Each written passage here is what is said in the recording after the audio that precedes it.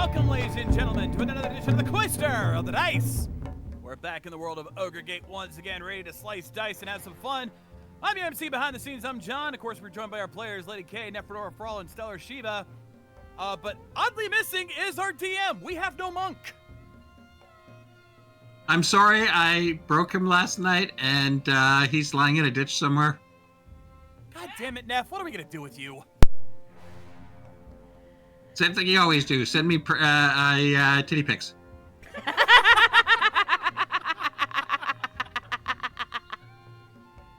damn it.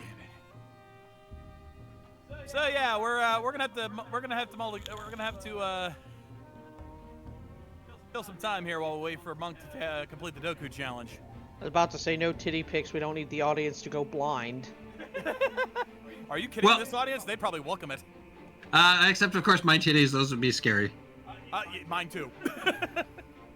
Nobody wants to see mine. Tiggle bitties. And look at that. We're already starting off 18 plus. Yep. That's So what we get for not being supervised. To be fair, you did leave us alone supervised. Oh, when Monk looks back at this fight, he's going to kill us. Yup. He's gonna have to catch us first. Hey, Mikey! Mike Shell in the chat. Oh, I didn't check. I never checked the streaming channel. I usually have that up. I've got the chat up on my end, so. Yeah, she has it up on her OBS. So What's the name of the channel? It's check in the Discord. Check the quest board at the top, and you'll have a link to it. Check the Discord. Okay. Go to the channel called the quest board. Oh, the quest board. Okay. Most recent post is for the Cloister. Okay. So, Holly. I'm trying to bully the monk. Yes, attempts have been made to reach out, but once again, Monk will be the winner of the Doku challenge. We're also missing. Hey, Ember. Now, Ember is still. You're still working on your move, right, honey? Oh, I see. She's in the chat. Yep. Well, you know, moving, that's a pretty good excuse to not showing up to game. Yep. Yeah, no. No excuses. No pain. No gain. Oh, I'm kidding. Well, once March starts, I'm gonna have a good excuse. I'm gonna be working during this stream. Yep. Oh wow! I light up. Yep. I'm That's what that easily reactive thing we were talking about before. Yeah, I'm easily entertained. You and most of everybody, so it's not just you. All right, that's it. I'm going to bully the monk on the cell phone. Excuse me. Oh no. Visiting. Yeah. I thought you. Oh. Okay. I gotcha, Ember. I already sent him a poking GIF that he sent me the last time he wanted to get my attention, so I figured it's fair play. As we used to say in our other group, all's fair in love and everything. Oh, she's calling his ass. Uh-oh. She is calling him on the phone. He's gonna wake up. He's gonna, what? What time is it?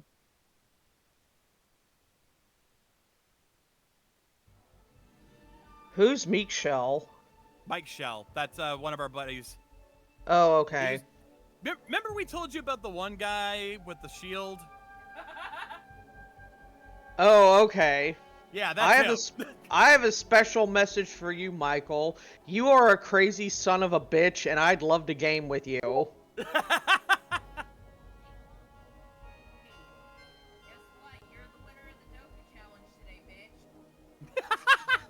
Tell him we're live without him. It went to voicemail. Oh no! Wait! He's online. He just went green on Discord. Wait, you have Monk's personal phone number? Yep, we do. And we have the winner of the Doku challenge. And he immediately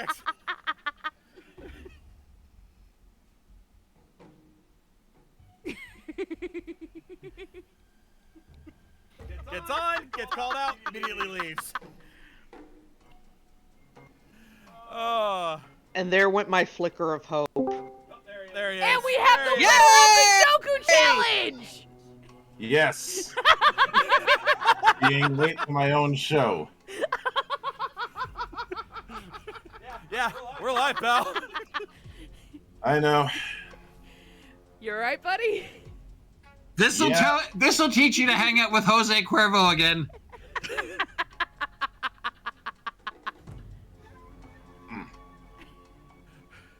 We do not apologize for anything that has been said or done in the time you've been gone.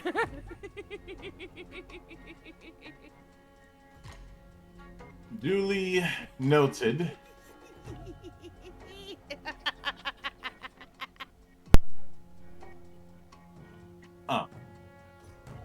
And let me get. Oh shit, I'm gonna be giggly about this for the rest of the show.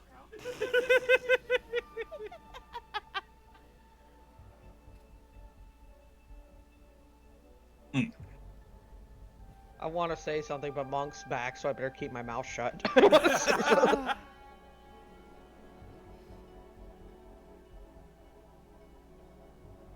Alright, so we are sans Ember right now because she is currently visiting her fiance's family.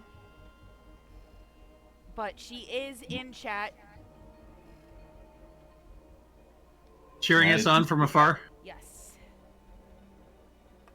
So, shall we reprise where we left off last week, Monk? We will as soon as Roll20 actually loads for me. We I gotta left- give him a minute to get all this shit together. I think he just got up. We left off Oh. with a Mulan Be a Man montage.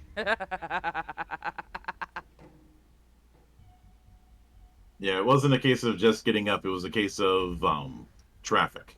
I had to do. Oh, that'll do it. I was I- worried like you got in a car wreck or something. No. Yay! In my kind of weather. Yeah, I get the feeling he has to drive safer than I do. Mm-mm. Look, I doubt that. You live in Florida. No. No, we have idiot drivers down here. You have Florida Man, which is much worse. Yes. Yeah, I know. That's why I'm saying you have to drive pretty fucking safe. Yeah, but you don't have to worry about. There's a difference between idiot drivers and worrying about slip and slide. Yeah, that's black kind of ice what and I'm all getting that at. jazz. Black Up ice is no joke. No, it's not. Yeah. I've seen videos.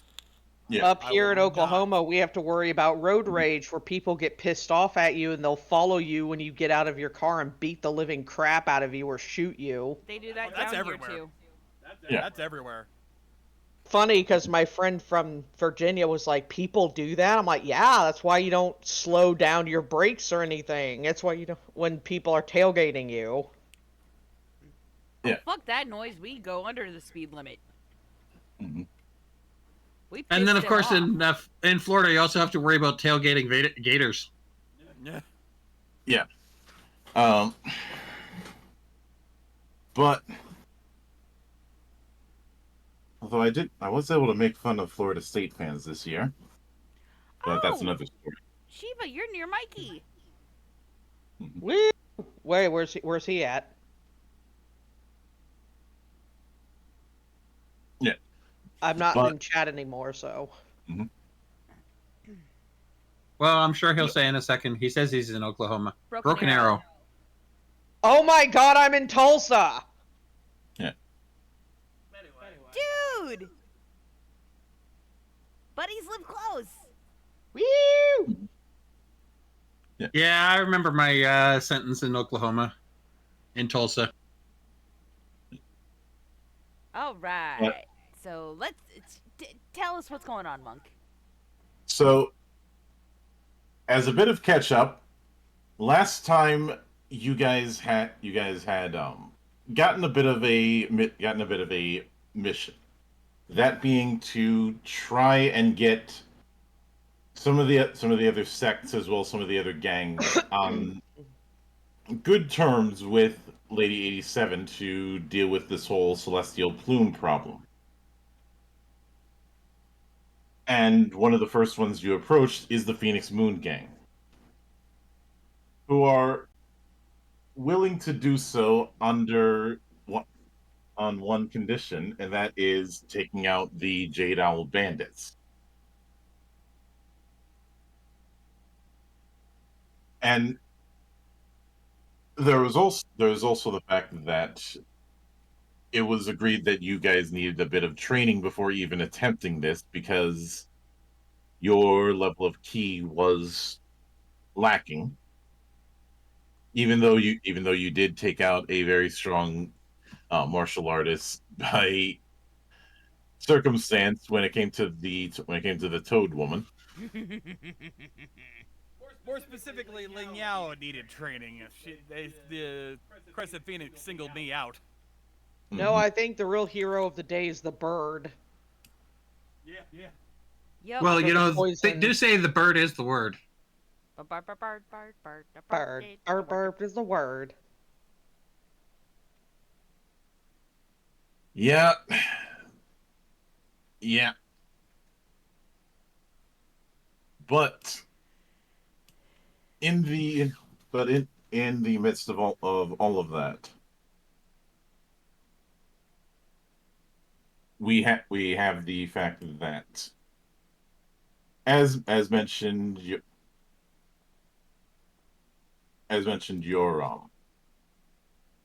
there was that whole thing with the Phoenix needing cultivation, and going a bit into some of the intricacies of the Phoenix Moon Cavern. Even if you were being heavily watched while there.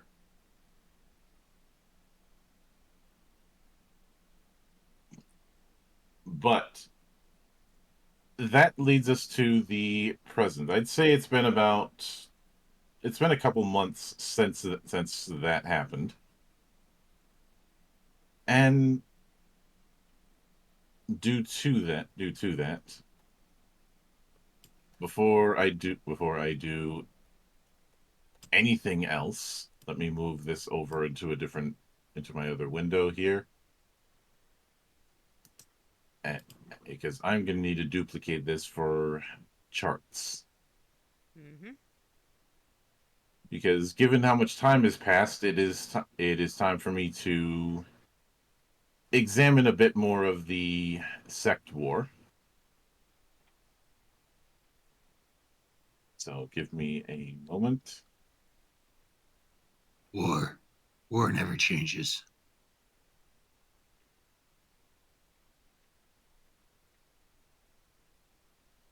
Really? Neither does Snake. He never changes his underwear. War and peace dancing an endless waltz for all eternity.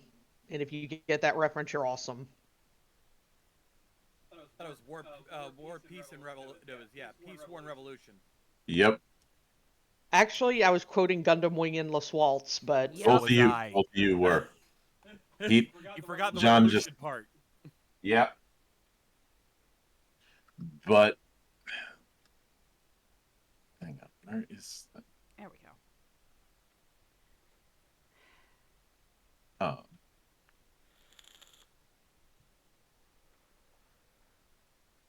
Okay, where? Here it is. So let me get one die out there.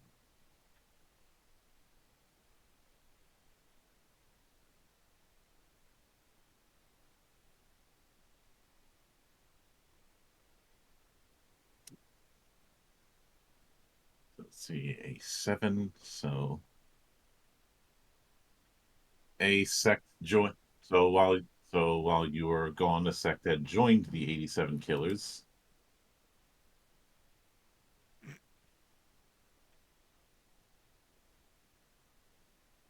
And that roll is useless because the Temple Hill gang already did join. That happened last week.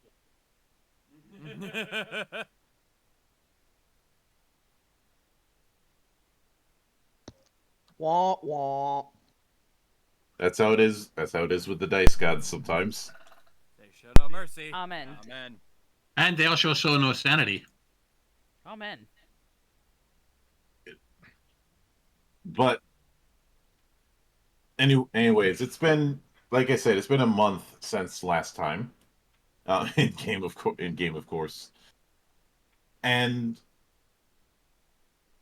while everyone else had gone to train individually, eventually a message is given for you all to arrive at the Phoenix Moon Cavern. So right over here. And because of the fact that you had to move hexes in order to get there, one of you roll survival. I'll roll. Oh. I got a 2. I just upgraded to a 3. Okay, then you roll. Not only that, I put survival travel as my mastery. Well, okay, then hot shot roll. 7.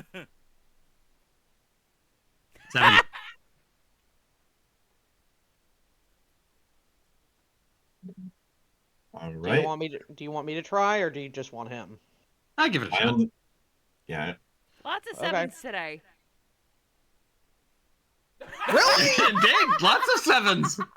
Well, guys, we need to go to the casino. I just need to go to work and grab a cash pop for number 7. Actually, I think I know what it is. The goblins have invaded with their 7 brain cells. Alright. So, Well- it's 7. Yeah. So you guys skip the encounter table this time around. And returning to Phoenix Moon Cavern. First off, even coming back here, you guys still end up getting the stink eye.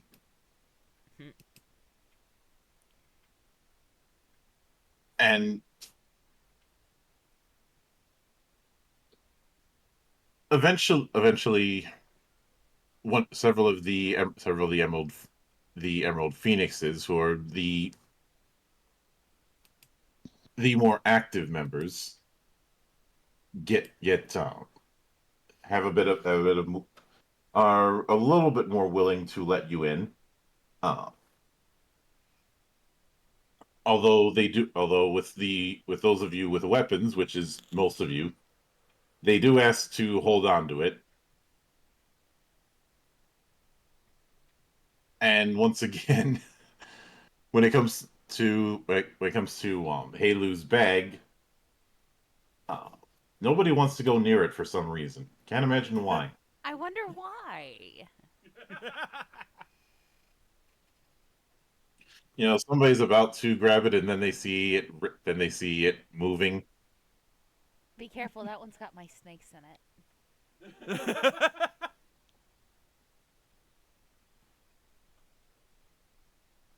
But eventually, it is revealed when you get to a bit more of the inner sanctum of the Phoenix Cavern, where Crescent Phoenix has been. She addresses each of you cordially and simply says, "Your acquaintance had the highest potential among you, so I had to deal with his cultivation personally."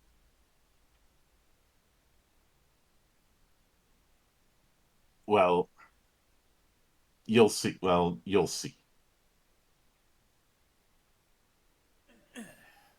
At which point, Phoenix whistles as if to call for Leng Yao.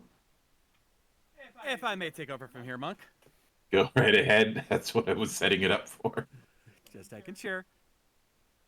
From behind a curtain, you see the light up, and you see the shadow of Ling standing there in his normal, lovely pose. And you hear him speak. It is good to see you, dear friend. It's been some time. I learned in my time here in the Phoenix Moon Gang that while my dragon was indeed very strong and my phoenix needed development, well, that has been accomplished. Now I can. And as he says that, he steps from behind the curtain, but what you see is not the Ling Yao you once knew. Instead of the very flamboyant man, a beautiful woman stands before you. Now I can truly live up to the title of the Dancing Phoenix.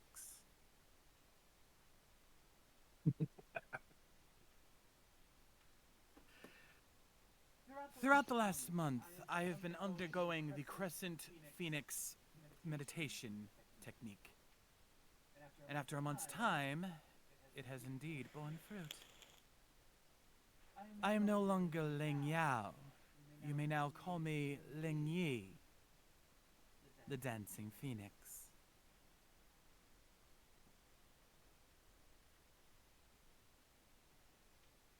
It is. Crescent brings up that it is impressive that it took that the adaptation happened so quickly. Normally it takes the better part of a year to adapt. And Lang Yao here and Lang Yi here did it in a few short months. Um,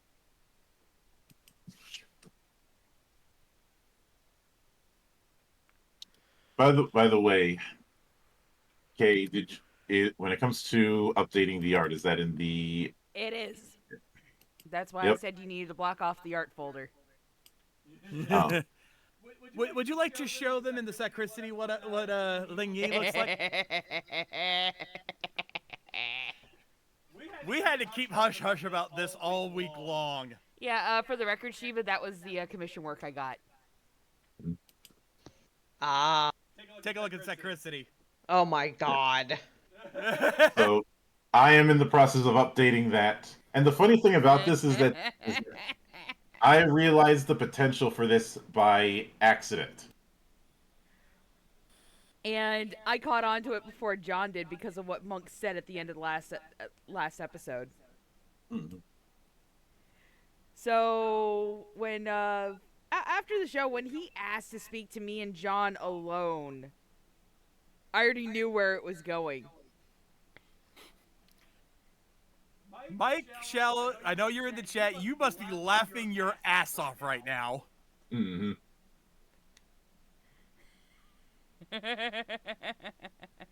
You know, this isn't the worst thing I've seen happen to a player character. Oh, he is.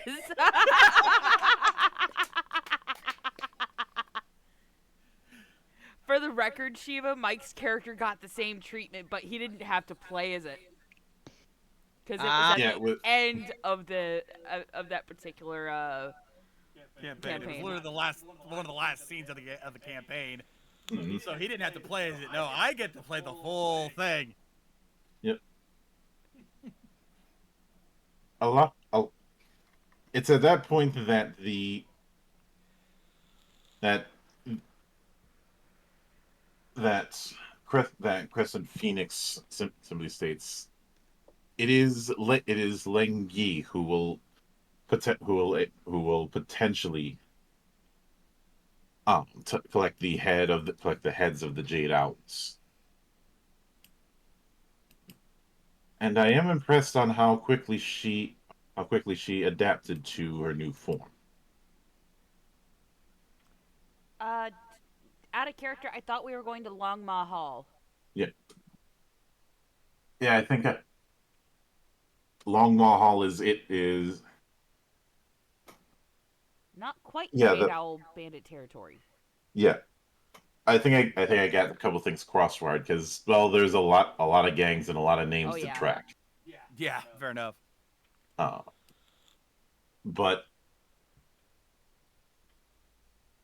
in But in addition to that, uh, there is. And actually, I don't know why I said Jade Island because they're on good terms with the Jade Islands. But what it still will not be easy. You are dealing with martial artists who have a abundant amount of chi. But at the very least, it will be easier than it could have been.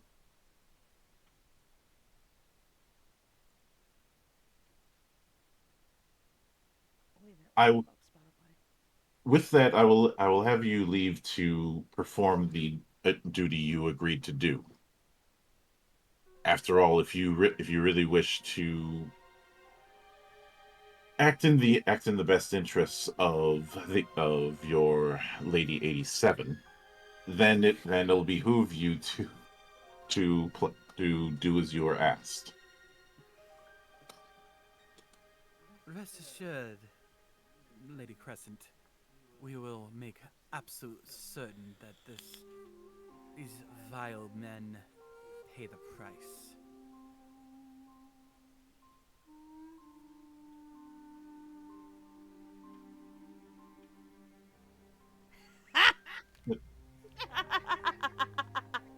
Mike Shell, all I will say is don't do anything that Verico would do. Not exactly a long list there, Mike.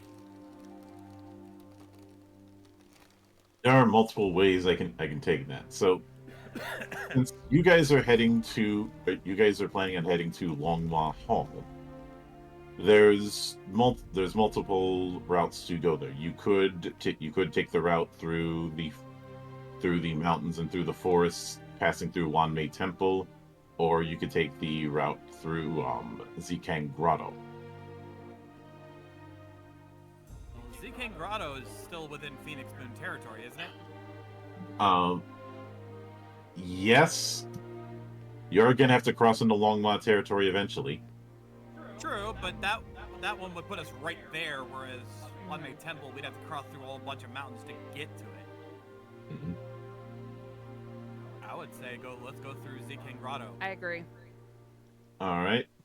Let's go. So Leroy Jenkins. roll survival.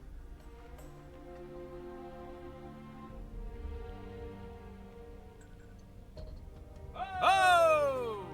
What the hell? The stream's not updating. There it goes. That's weird. I only showed 2 dice on my screen. Yeah, I think that's a roll 20 botch. I think that is definitely a roll 20 botch. No, I think what it is I think Shiva rolled at the same time, so her roll showed up, but his roll came immediately afterwards, so it didn't register. Mm-hmm. Ah, well. At least it came out with a 10, so that's a good sign. Yeah, Yep. It's still a win. Hopefully.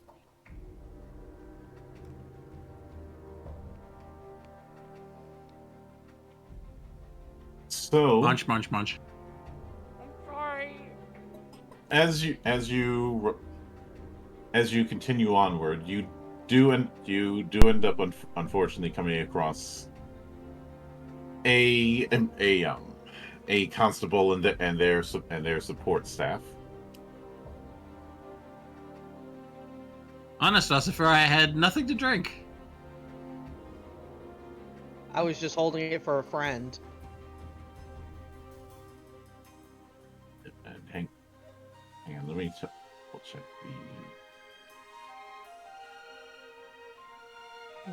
I had to re-enter the name in the token. I'm also gonna have to update some of the tokens soon. Can I roll persuade to try to talk him into not arresting us? Well, he hasn't started to yet. Yeah, let's not do anything drastic yet until we know what they're doing. Okay. They are inspecting for illegal goods, Which we don't have right now, so we should be fine. Mm-hmm. So you are padded on that kind of thing. Eventually, there is the awkwardness regarding the bag that Halu has. The bag of fun?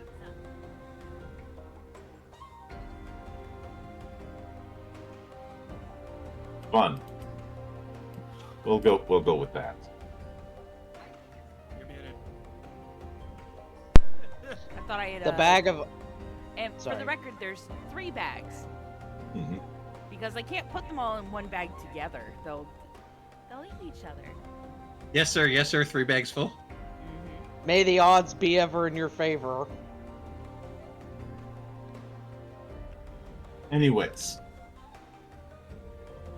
after a bit of tension, you do hear one of them grumble about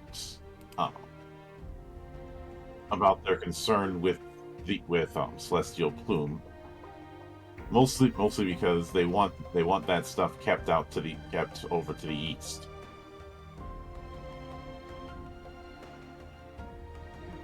We're still in Phoenix Moon territory, right? Mm-hmm. Do these guys have any issues with Phoenix Moon Gang? Well, they're still bandits, but they don't know where the cavern is. I'd suggest not That's why I'm your trying affiliations. to. I mean, they are police officers. That being said, That's like telling the cops Halu. where your crack is. Halu hears them muttering about the Celestial Plume. It's already this far east or west? There have been reports of dealings. Where?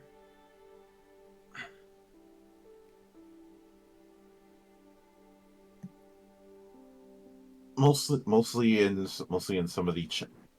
He explains that in some of the checkpoints around Fox Spirit Hill, there's been sightings, as well as in certain parts of the Yaoguai River up north. Okay. Alright.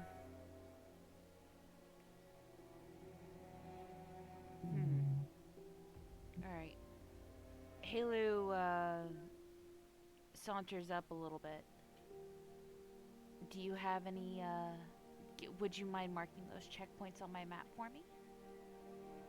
You see, my friends and I, we're actually investigating the Celestial Plume on behalf of, let's see, who's a good official I can name drop for this? Well, name dropping 87 probably wouldn't be the best idea. No, I wasn't planning to name drop Lady 87. That's why I said official. This is one of those cases where you could pull a Carney move and throw a name out there. I throw out one of the major officials from Daoshu. Mm-hmm.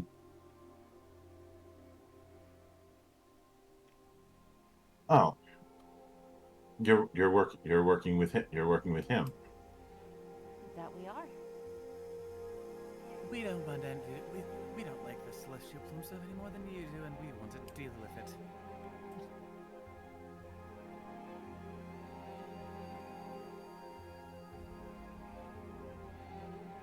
All right. Given that, roll persuade. All right. 2 seconds. Actually, you want me to handle this because I've got the charm effect I can throw, especially now that I'm. Now that he's got the charms. Yes, especially because he's now born some very well-developed fruit. They're after his lucky charms. What's your skill in again, honey? My persuade is level 3 with mastery. Do it. 6. All right. You do manage to convince him at the very least that you know another constable to help out. Okay. And At least know enough. Yeah. So he's willing to let you all pass. Though there's a certain suspicious eye that he's giving towards Halu. Is something the matter, dear?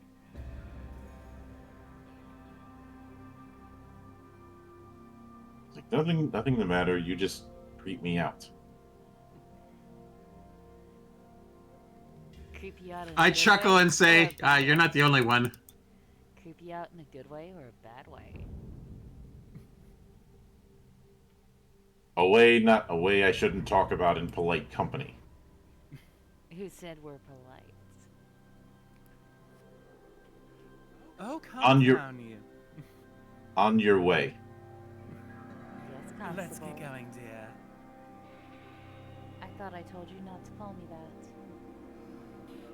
That's just my nature, dear. I can't help it. I call everyone that. And as we're walking away, I'm like, "Listen, he's not going to let you borrow his manacles." Oh, come on. I just need one new set. Man or woman, Lee's still a ham. Just because my agenda changed doesn't mean I changed everything about me. In fact, you could say that some of my more pronounced features are even more accentuated. Yeah, Halu Nothing, looks at... nothing changed. He just became his true self. Halu pouts as she stares at Yee's busty rack. Because she's fairly flat in comparison. Of course, I immediately notices. What's the matter? Care for a try yourself?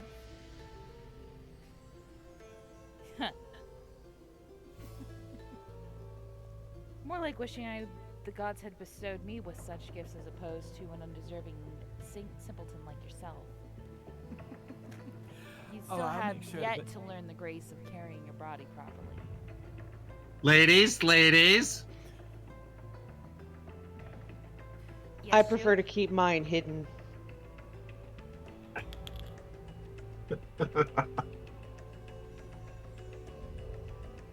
Oh boy. Oh yeah, poor Neff. He's got women from all sides around him now. Yeah. But eventually, you do find your way to the Zakang Grotto. It's being in this area, you know about it. It's known to a few. But this is definitely an old grotto. But some martial artists will use it as a resting stop in travels, especially those who go off the beaten path. Within the grotto cave, you see a skeleton holding a sword, and it's. I'm going to roll religion. All right, roll it. Because I don't trust that bitch. Or not religion, but ritual. Mm-hmm.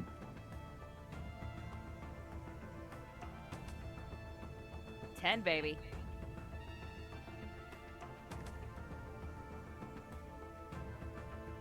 Yeah, what you can tell is that first off, whoever the skeleton was, passed away quite a long time ago. Mm-hmm. As in this particular skeleton has probably been there for about 100 years, maybe. What else do I notice about it? Aside from the fact that it's one with the foliage, you also see that nearby it is what looks like a statue of a elderly man and woman who the passage of time has claimed a large amount of said statue. Do I notice anything odd about those statues? Like, do I get a sense of anything mystical from any of these things?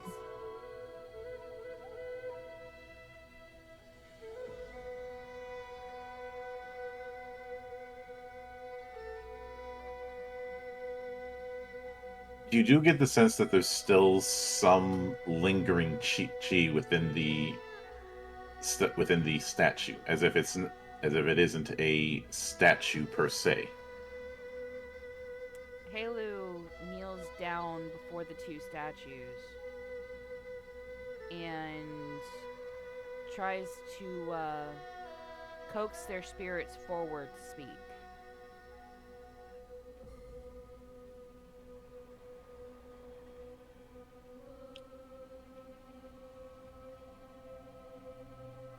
All you hear is just the phrase, leave us in peace.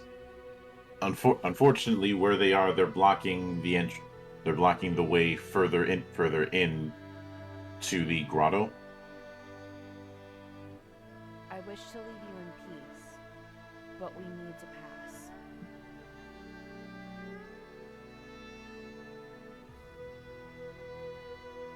If we can be permitted to move you, I will make sure I leave a gift for you.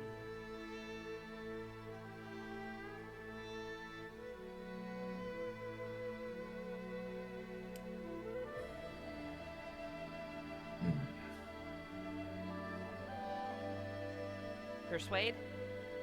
Yeah, persuade. 6. It's not. It is unfortunately not enough. Want me to roll? No. Oh, you'll be rolling soon. Oh shit.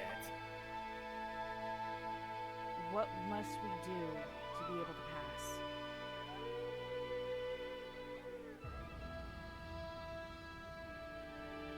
Prove your worth.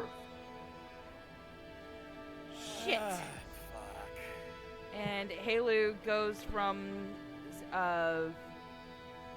hoping to please these ancestors to deadpan like motherfucker.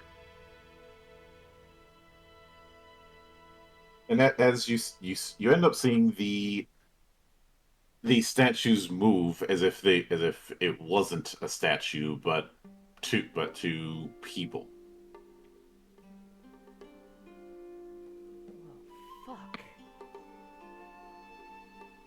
So, John, what time is it? Hold on. Yes, ladies and gentlemen, check your phones and look at the clock because right now it's combat time. There. So, let me. I have to re-add Lengi's turn. All right, rolling speed.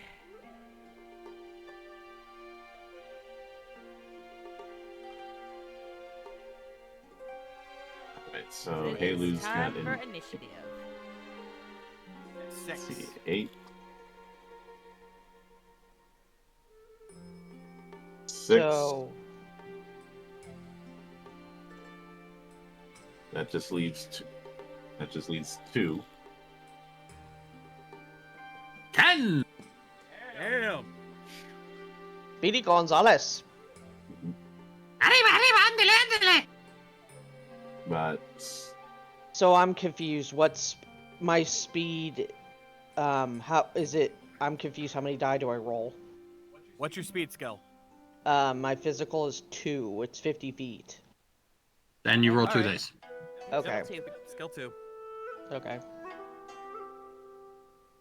9, 9, 9, 9, 9. alright, and now for the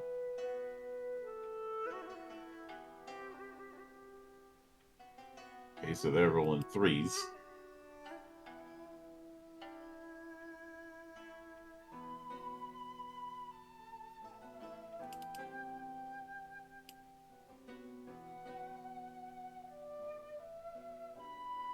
Actually, no, I'm not gonna add 2 turns, just 1.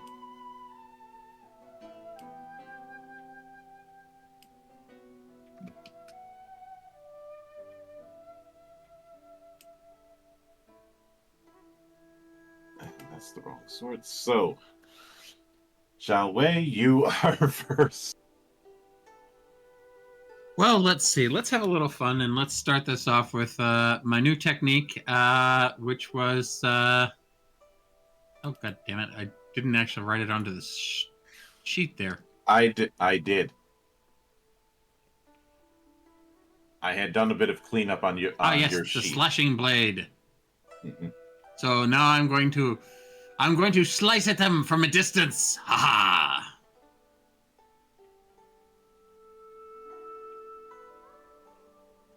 Going for the lower one. Yep. And the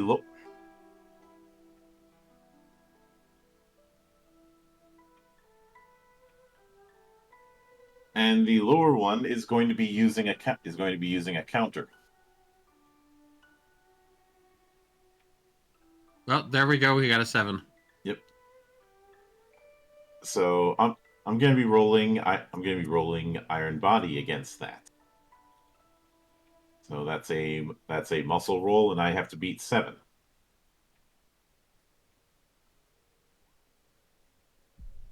He does not beat 7. No. Loser boy! So roll damage.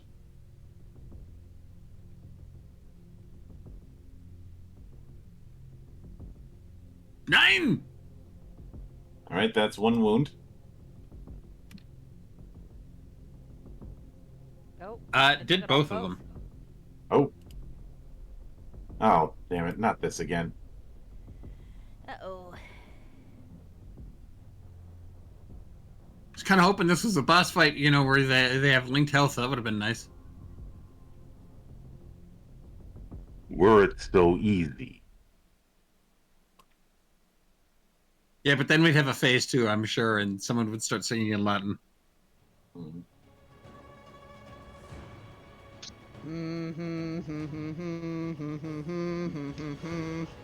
No.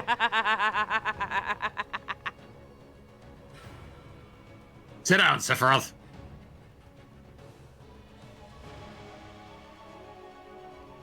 But let me make sure so that only one of them was actually gotten. So one of them tries to enhance their muscle to shoulder the blow, and it doesn't work, and you end up hitting them. So Zhanghua, you are next up.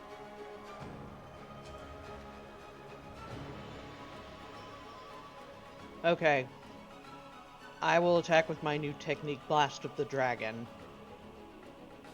It's arm strike against evade.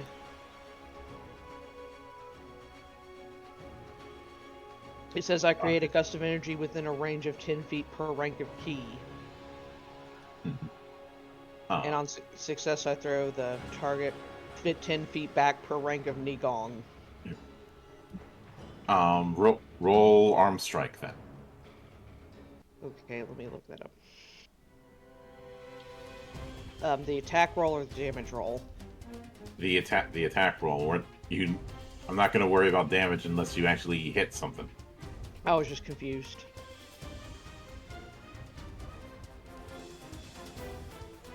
And that's against parry. That is a whiff. You try to strike and end up having your blow redirected away.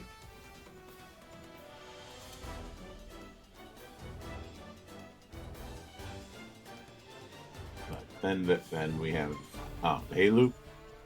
All right. Heilu.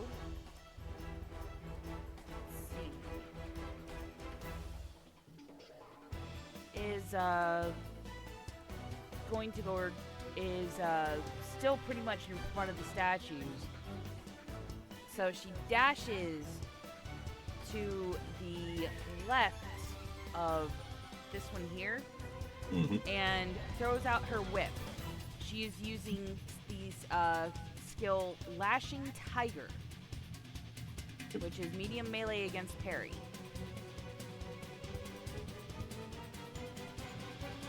All right. And yes, I am going for cathartic. Mm-hmm.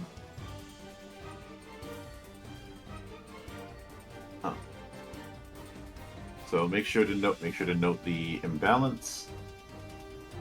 Alright, and that'll be 2, correct? Mm-hmm. And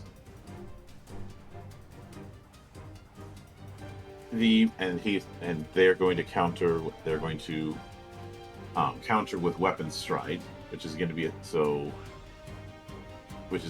a speed roll. But you've got to roll first. Yep. So let's see.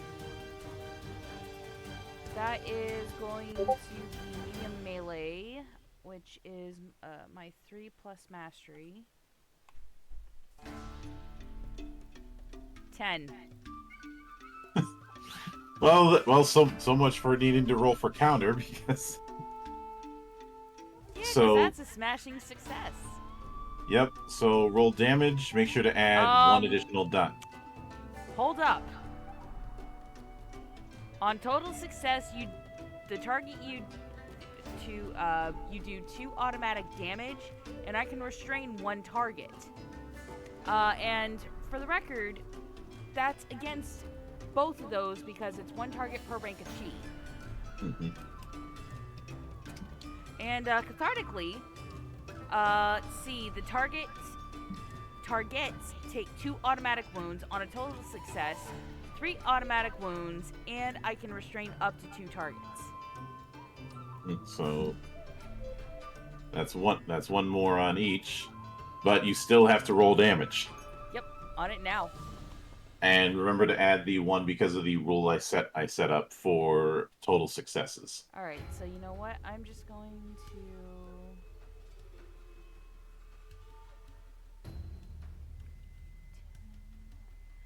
Alright, so I'm just going to do this as a roll. 4d10 plus 1. Actually, I'm just going to do this as 5d10.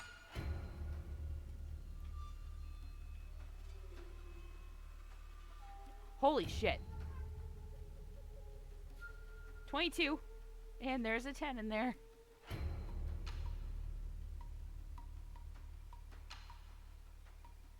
And let me check parry.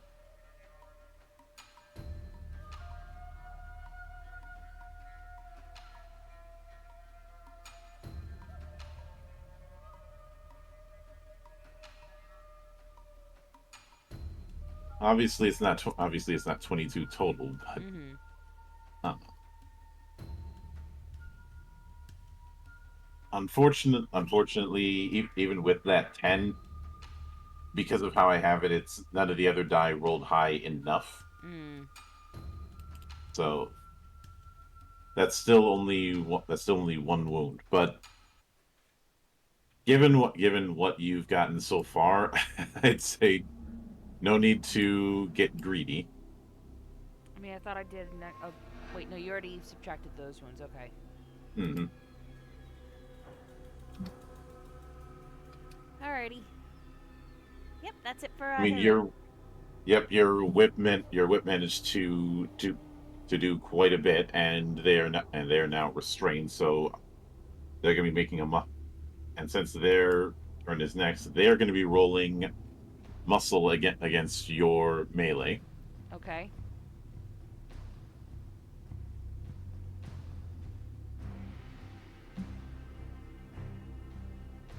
All right. So roll melee. Well, I don't think they're getting out. Actually, at this point, yes, she should say, "Oh yes, struggle only makes me harder."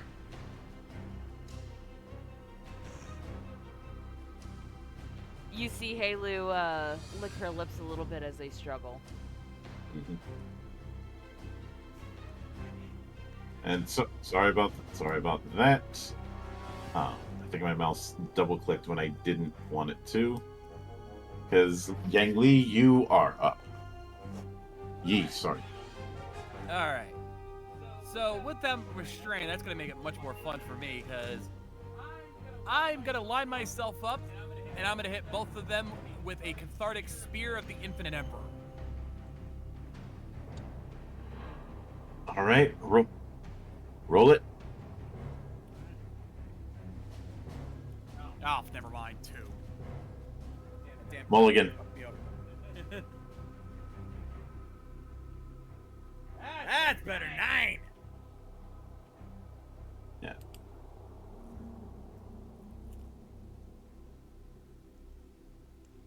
So let's. That adds a 2d10.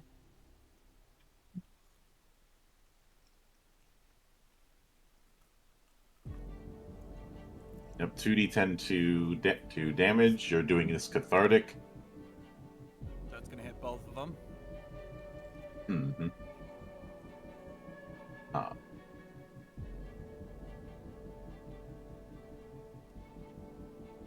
So since you're doing the straight line thing, I'm guessing, I believe that means there's going to be 1 extra wound in addition to whatever you end up rolling.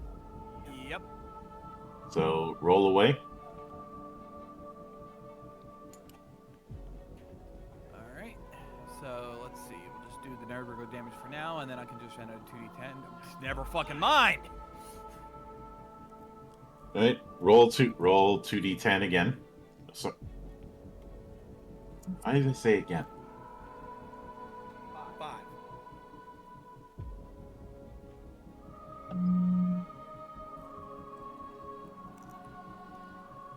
Okay, no additional wounds, but that's still a total of 2 damage.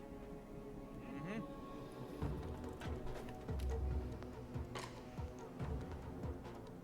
As you see Ling-Yi gracefully just float over to line herself up, and then just using all of her strength just goes wha!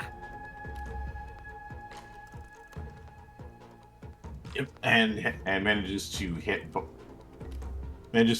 of them. One of them tries to block, and they end up both getting pushed to get together and hitting the wall. You didn't pierce, but you did. But with that kind of force, you don't need to.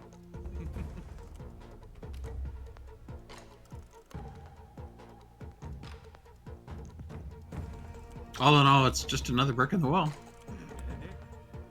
And then you just see her lean back with this almost seductive smile and like, I may be a woman now, but I still know how to pierce them like anyone's business.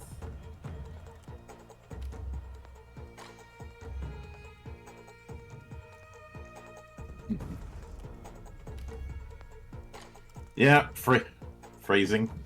Digitally so. And that brings us to the top of the order. So, Zhao Wei, you are up. They're still tied up, aren't they? Mm-hmm. Mm-hmm. Well, then let's fierce strike on the upper one. All right.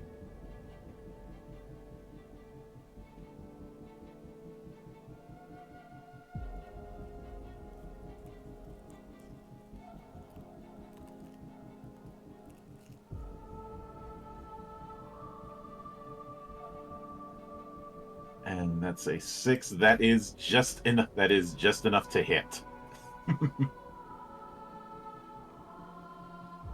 So roll damage.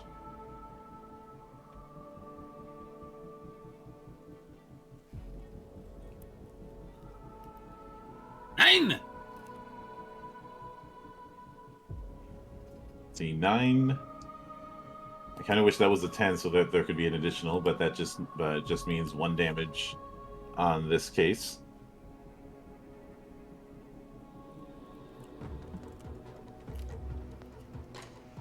And Zhanghua, you are up.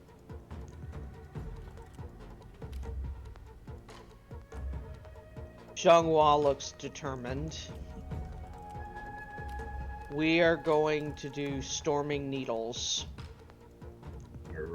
All right. Light melee against evade.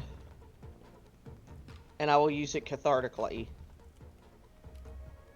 All right, roll light melee then. 1 second. Sorry, I didn't want to burp into the mic. I can throw 3 extra needles per rank of key at a single target on a success. Okay. And I roll light melee. Okay. And I get it's a 3, and I get plus 1d10 to my attack roll for mastery.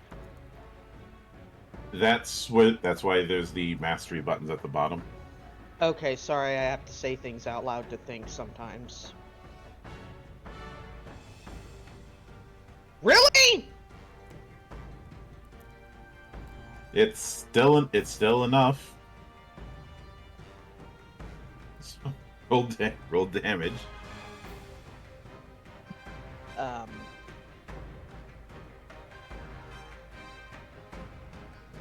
What's damage? Click on your token on the screen. Oh, okay. Damage metal fan, okay. Well, shit. And that is 2 damage because of the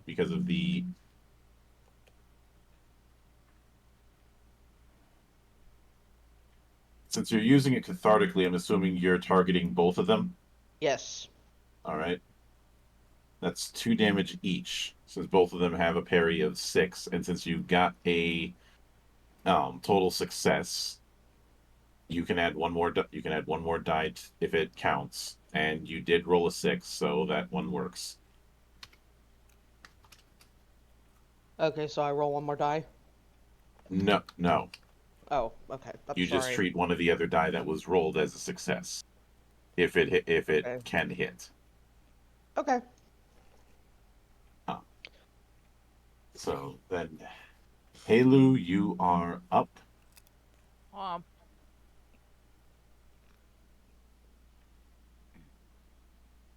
Sorry, I got a mouthful of popcorn. Mm-hmm.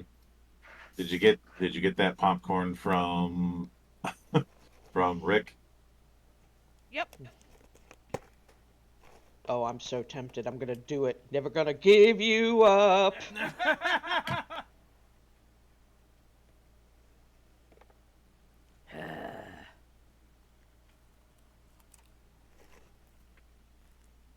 Anyway. All right.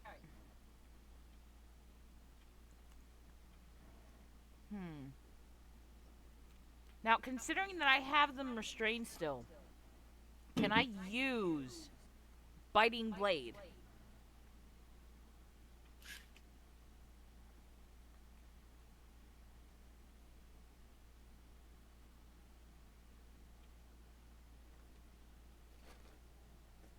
You can.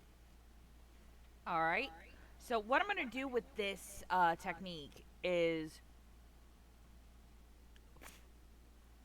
Halu is going to widen her stance, take a step back, and start pulling on the whip to try to make it cut into the stone. All right, roll it. All right. So because this is any melee against parry at a minus 1d10, do I only roll 3d10, or do I still roll my mastery? You're only rolling 3d10. All right. 6. 6 just hits. Ooh. And since you're and given the damage that you're dealing and the effect of it, how many ranks in Waja do you have? I have. Let me get back up there. Currently 1 rank in Waja. All right. So, for the purposes of this, roll damage twice. All right. All right. That's the first roll. That's the second roll. 8 and 7. Yep, and no 10s. So that's a total. That is, given that, how do you want to do this against both of them? So, Halu feels them struggling against the bind of her whip, and she is going to, how do I put this? Everyone feels an air of dominance start radiating from Halu. You will submit. And with that, she gives a hard tug on the whip and crumbles the two statues.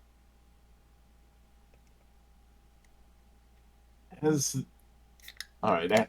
As the pull of the whip happens, you see them essentially crumble, starting from the chest and then outwards. Almost as if almost as if they were in a compactor or a black hole. Mm-hmm. The black hole.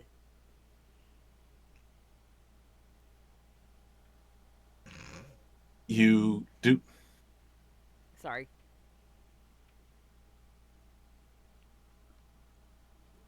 You do going a bit forward in a large round chamber that's much better put together than the rest of the grotto. I mean, the grotto normally just looks like, well, a grotto. It's a cave. But this place looks like it was a bit better built, a bit more carved in. Within it is a small pond and 5 small passages leading to a network of caverns. There's an alcove carved into the wall that contains a bamboo scroll. Alright, I'm gonna read it. The scroll is the Calamity Star manual, so make sure to add that into your inventory. And within it is the Calamity Star ritual. Star manual. Calamity. Star ritual. Ooh, I'm going to study the hell out of this. Mm-hmm. Stars. Sorry. So, in reading the manual,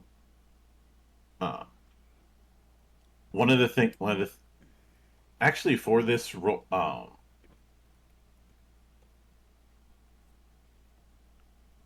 I want you to roll read script. All right. I have 1 skill in that, so 5. All right, that is enough. What you end up realizing is that while it would be tricky to do, this is a ritual that could be used to reverse the process of a Yao.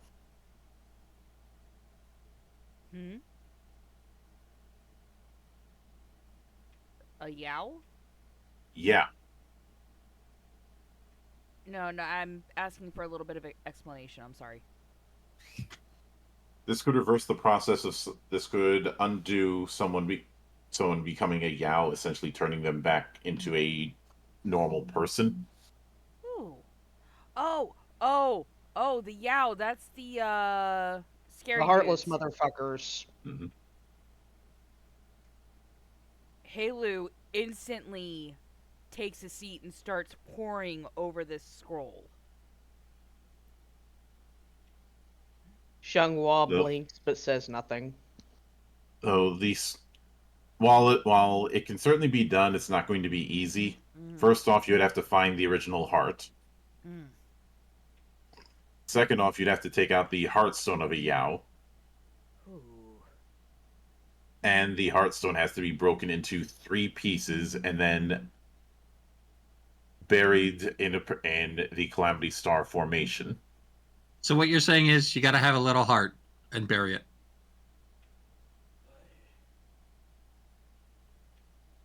And while it will turn them into a normal person, they will have an impending calamity before them in a few years.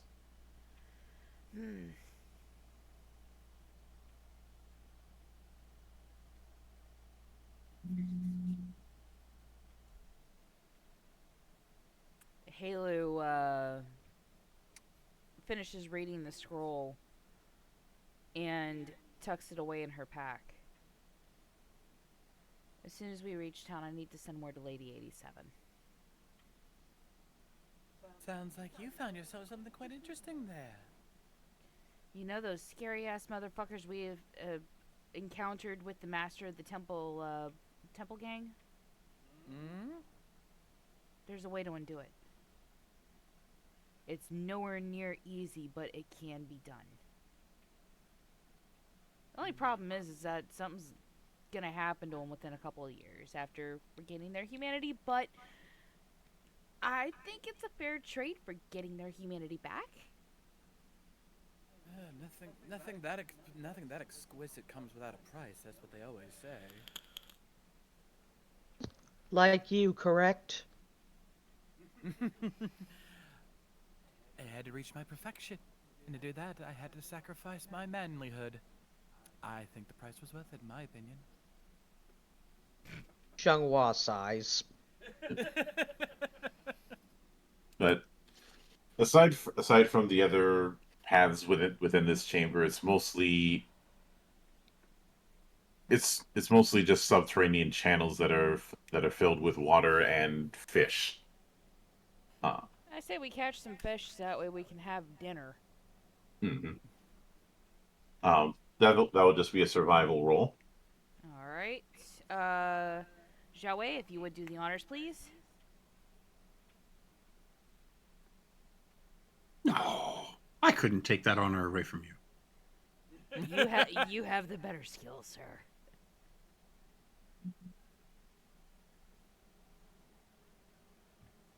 But I want you to do it. No, I don't want to do it. I don't want to suck. Do you want me to do it? I think he's just teasing that, Shiva. Oh, okay.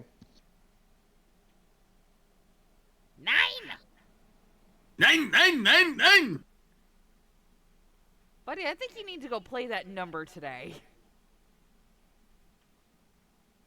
I'd have to have money for that. Fair.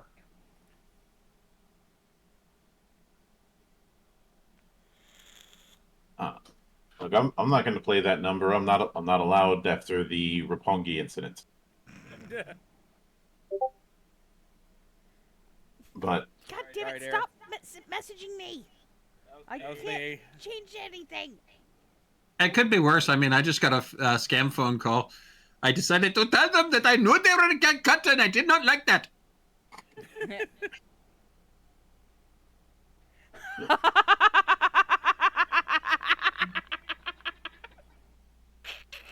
Todd, share that with the class. Give me a minute. Oh God, he found my perfect coffee mug.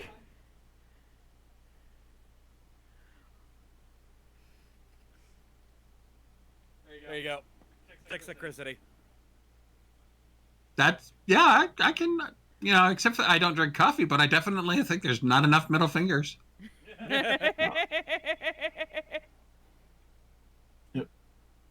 But and regardless, as you after catching a bit of fish, that when you get to a more civilized area, you could probably either sell off or just grill while you're on the road. Well, we just a bunch of grills on the road. Well, we should smoke them first. That way they last. Mm-hmm. Which, fortunately, that's easy enough to do. It'd probably be better to do it in heat though it wouldn't be a good idea to do it in here because there's fire in a cave. Exactly, good ventilation. Mm-hmm. But doing so outside, that's perfectly reasonable. I still wonder, why is it that when we smoke, it kills us, but when we smoke a salmon, it cures it? I know, right?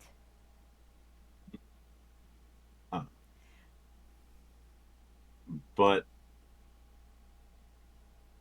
with that said, after you guys handle dinner and get ready to move on for the next day, you make your move northeastward towards Longma Hall, and because of that.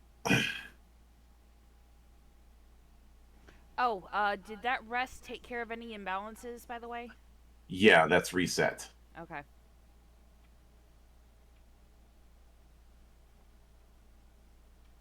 So let me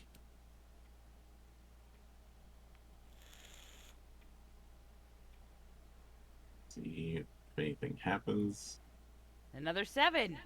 Monk, I'm And actually, I was telling supposed you, you're gonna need to play it that number tonight.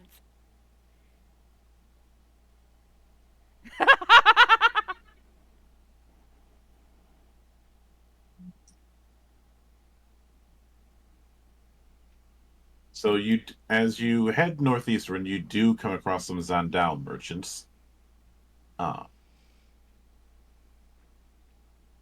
And let's see. Let's see what you guys end up overhearing. Oof. You end up hearing that there's a group called the Emerald Monk Assassins in Wuzhen in the Gan district.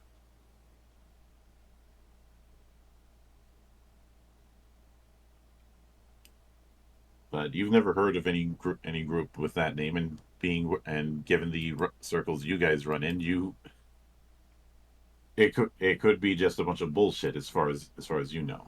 But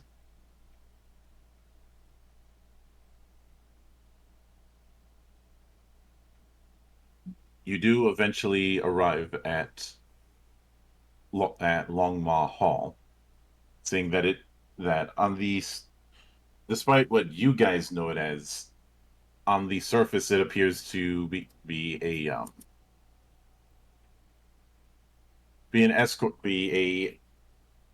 simple escort company that is occupying a former martial arts hall.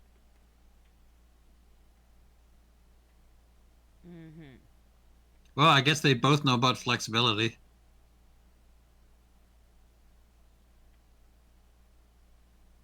Mm-hmm. What the fuck? Discord's fucking with Spotify again.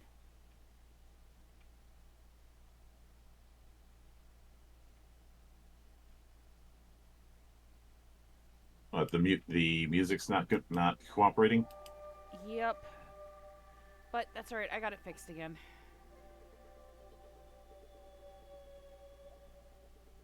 No, But it's like every time I update OBS for like the first week or so, one of the bots starts fucking with each other. Or one of my widgets, I should say. Mm-hmm. Yeah. But one of the things that you do see within Longma Hall is that there's a very strong theme of bears.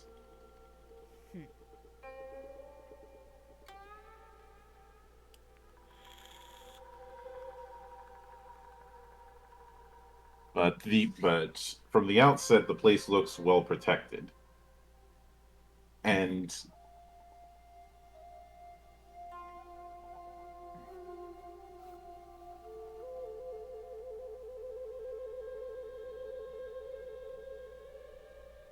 what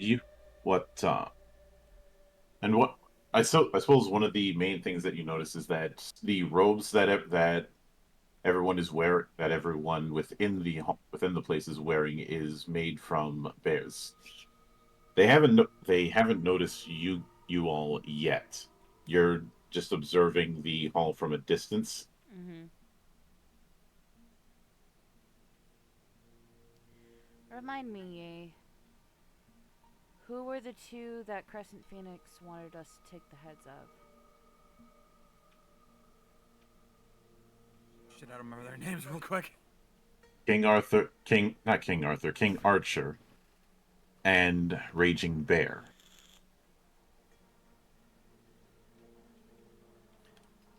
That would be the King Archer and Raging Bear.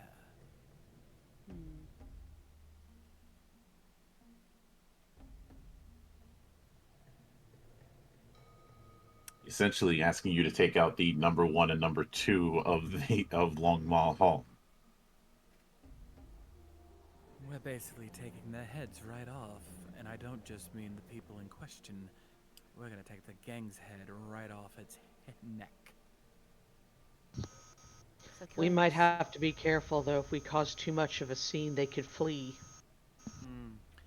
Indeed, we'll have to play this carefully. What do you say, Helu? Up for getting up close and personal with them?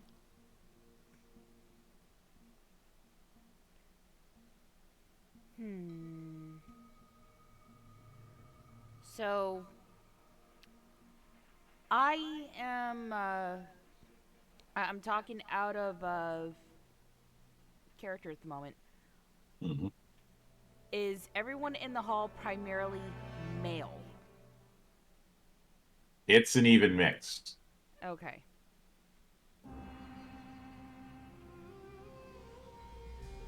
Do I see anyone that jumps out at me at a first glance? Who looks like they might be an easy score to get in?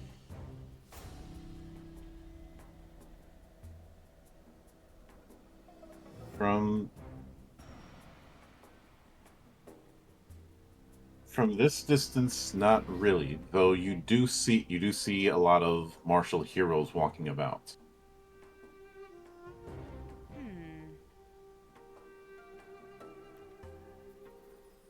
Would they be any? Would they just be local martial heroes?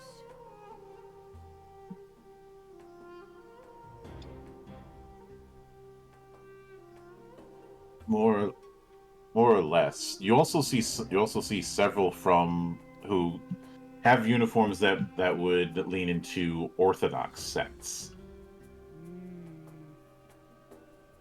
Can I roll institutions underworld?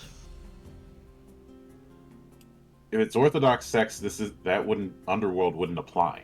Nope. Well, no, not the Orthodox sects, the other people.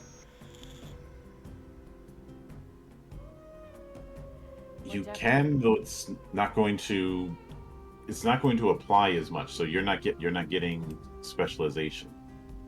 Okay. Oh, sorry. Go ahead. I was gonna say I'm backing off then. Okay, go for it. We definitely need to play our cards close to rest. From here, I can see the robes of several Orthodox sects, and none of, with the exception of Huzhao, we're not exactly respected.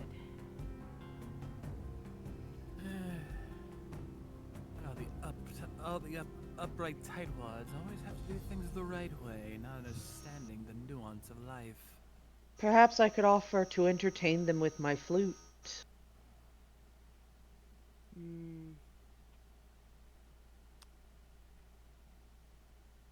I could peddle myself as a diviner to get in. And of course, my lovely dances have improved in my training.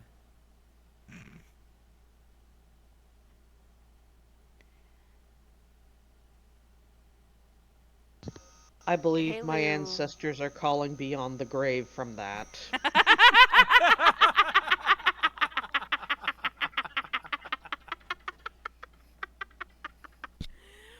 Helu looks over at Zhao Wei. Do you have any ideas?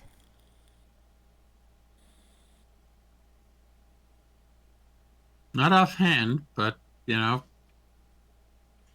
I am always amused to listen to you guys.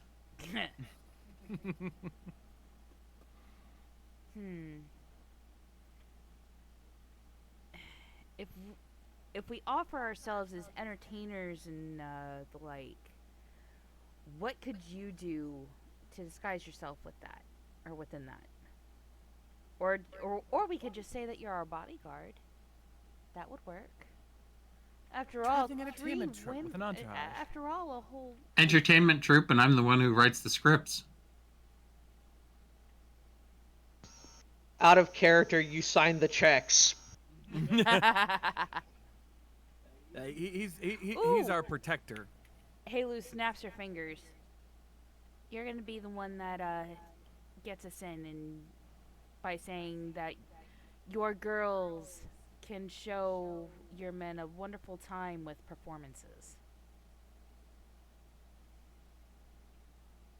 So you're telling me you want me to sell you? No, I'm not saying I want you to sell me, asshole. Well, I can always hope. I'm trying to get rid of you somehow. Out of character, you've got to hustle that hoo-ha. Oh my god. All right, Monk, is there a place nearby where I could buy a purple felt hat with some zebra skin on it? Fucking you are not going to be known as a pimp known as Zhao Wei. I thought he was trying to be Scott Steiner in that promo. Oh god. No, my mind is going to the Boondocks. That's exactly where I was going too. You gotta say the whole thing. It's a pimp named Zhao Wei. It's like a Tribe Called Quest. I am not calling you a pimp called Zhao Wei.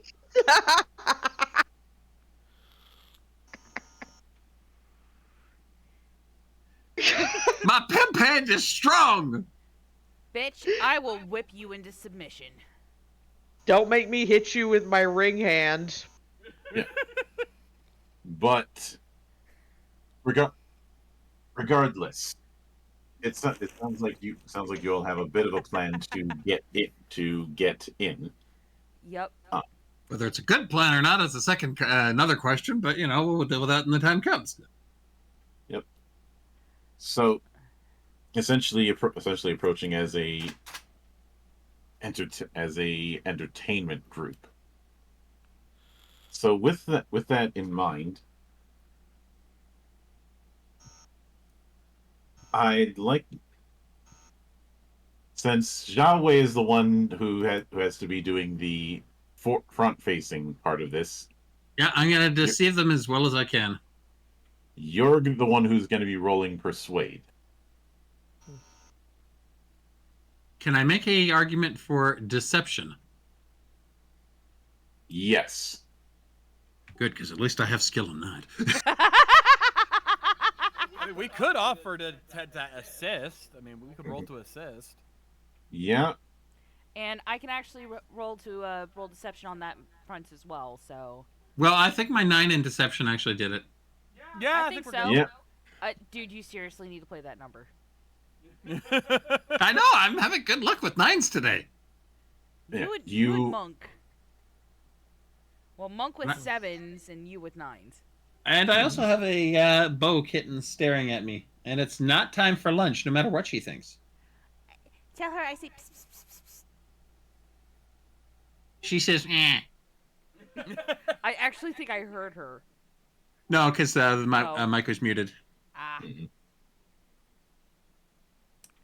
But as you're let in, you're directed towards a more entertainment part of the hall.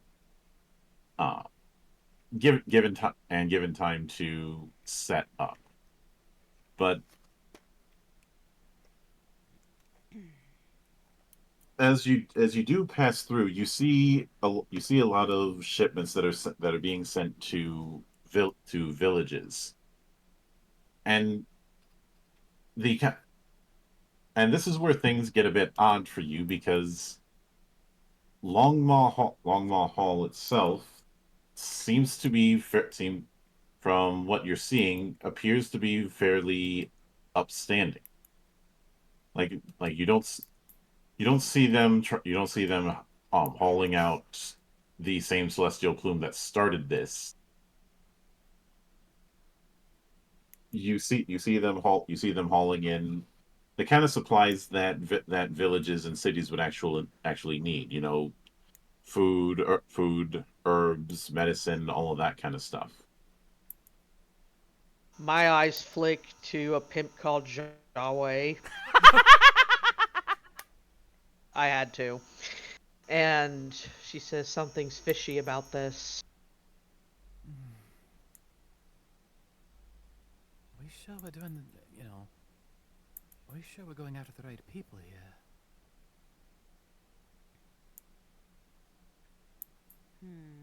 Unless there's something hidden in the supplies, I don't know. That's what I'm thinking. All right. This could just be a simple business matter, has nothing to do with Plume itself. Then again, it could just be a front face. Put these out in front for people to see so they can give off the air of being upright and then the real stuff be hiding. Halu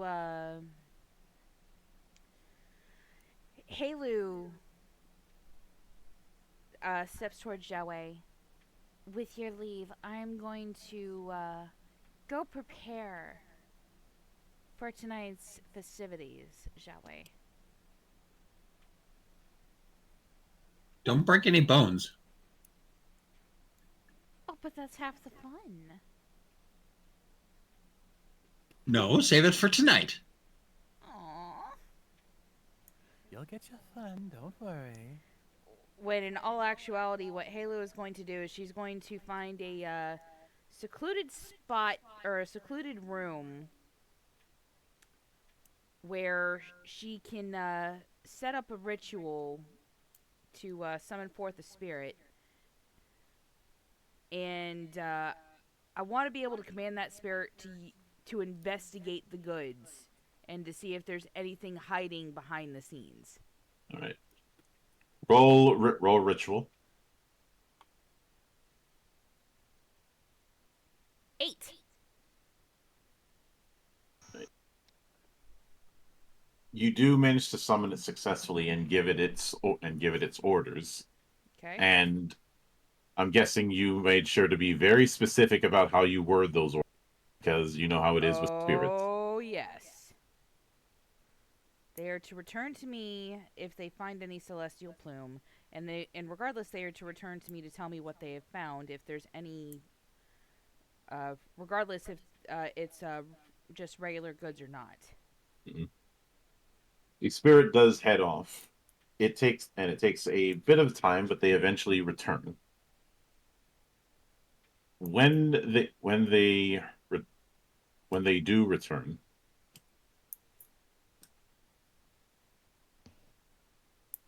you hear the spirit go into what it has found, and this is a lengthy droning process. It sounds less like what you were thinking of and more of a shipping manifest in terms of the stuff that it found. Halu just starts taking notes just in case. Because, what better way to make people believe you're truly psychic than to know, or than to tell them what they've got with them knowing you shouldn't know what they've got. Mm-hmm. But in terms of anything resembling drugs like celestial plume, nothing. The closest to, there are certain drugs there, but it's the standard stuff you'd find in any apothecary. Or the kind of stuff that you would expect the healer for a village to need to have on hand.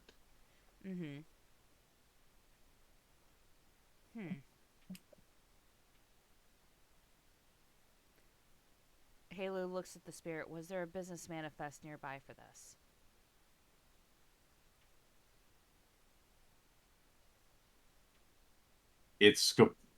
The spirit explains that according to what it saw, all of this stuff is going towards some of it is going to Pinglu Village eastward, and some of it is going to the Vermilion Bird Tea House further north.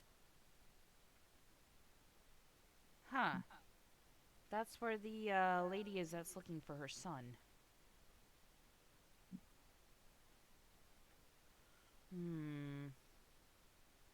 you're absolutely positive there was no sort of contraband whatsoever in any of their storerooms. Correct.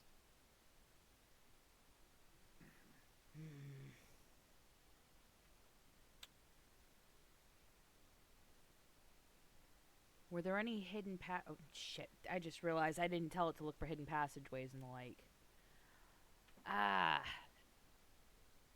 Alright, Halo releases the spirit, and she grumbles to herself.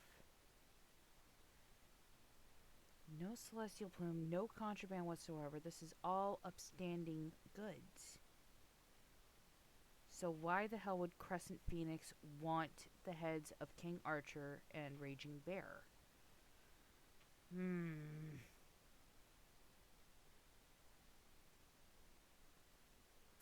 Halu rejoins the rest of the group and subtly whispers to the others what she's found out.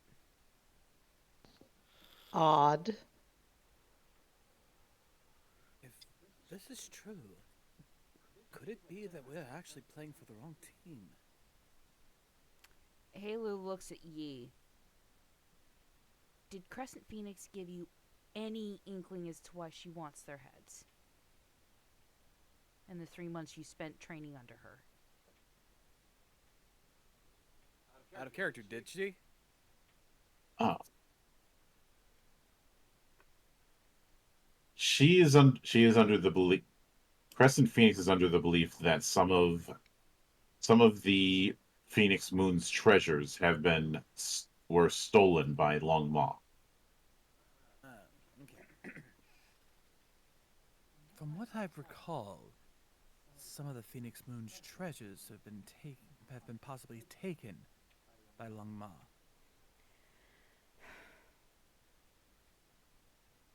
All right. Halu is going to retire back to that room under the guise of needing a nap now.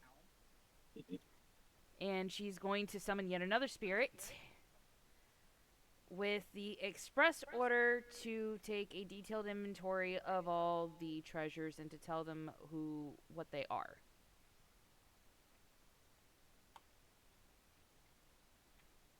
Ten. The spirit goes and does so,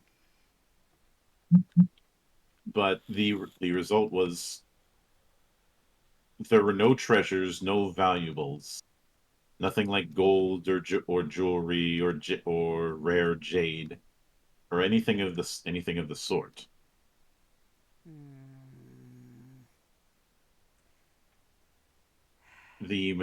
All that was there was supplies.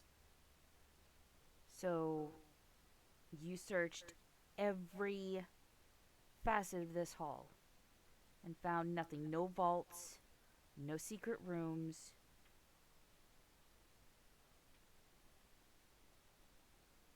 None. So this mission is just giving us the element of supplies? Alright. Halu again releases her spirit, the spirit, and she goes back out.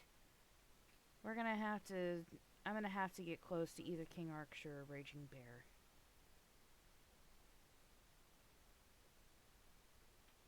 And actually, she looks over at Yi. You know what?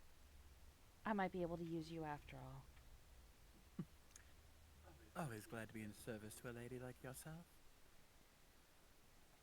So, Halu pulls Yi along, and together they're acting like tittering young adult women, pointing at men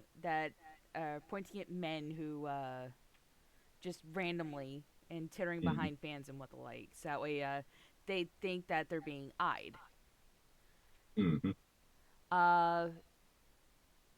Is there anyone nearby that would match the descriptions of Raging Bear or King Archer? You do see the bear off in the distance.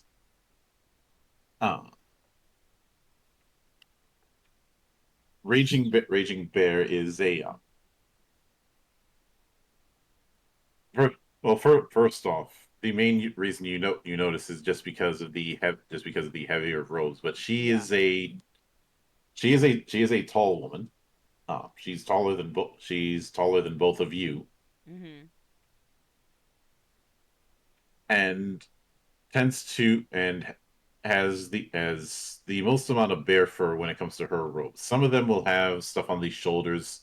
It's more like the entire upper robe that she has is made out of bear fur. Mm-hmm. Uh, All right. and you do sense a high amount of ki from her. But when it comes to what she's doing, it's mostly directing traffic when it comes to stuff getting moved about.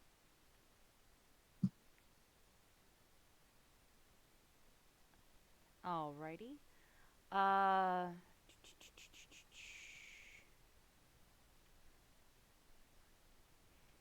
Halu nudges Yi play along. And they go rushing up to where Raging Bear is. Excuse me, ma'am. Are you the Raging Bear? She looks right at you because I am. Why are who are you? Halu gives her big ass puppy dog eyes. I'm a huge fan. I have heard so many great things about your exploits.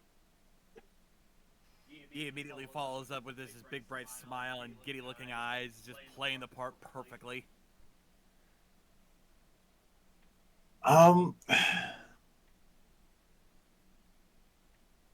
roll persuade. Rolling deception. All right, I'll I'll roll go. persuade because I got my mastery on that. 10, baby! 6 on my account. So let's just say I'm assisting Yi there. She's willing to accept that you two are fans, but she's also like who who let a couple of fangirls in here. No. Forgive us, ma'am. We're performers that'll be entertaining you all later tonight. Um, it, we just heard so much about you here at Long Mahal. And Halu does her best to do that little wiggle that some girls do when they're meeting their favorite person. Senpai has noticed me. Is there any chance we can share a couple drinks tonight and I can hear some of the stories of your journeys?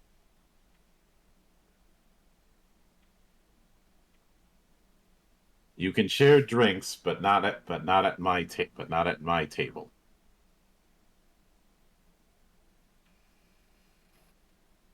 Maybe in a more private setting?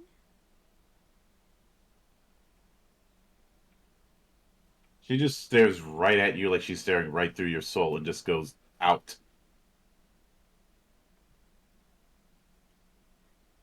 Halu walks away. We're gonna need. Yeah. You're going to need to charm her later. I think I can give it my best shot. But Although, and Halu just looks over her shoulder again. And she's like, "Woof, that is a lot of woman."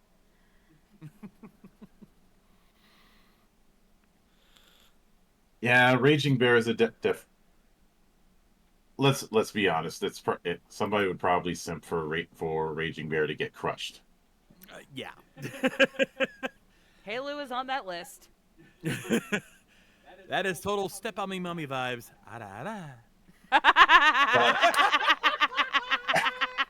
Oh, come now, John. She's not Lady Dimitrescu. I don't know. Are we? God damn it! I can't believe I'm gonna say this. She's always on top.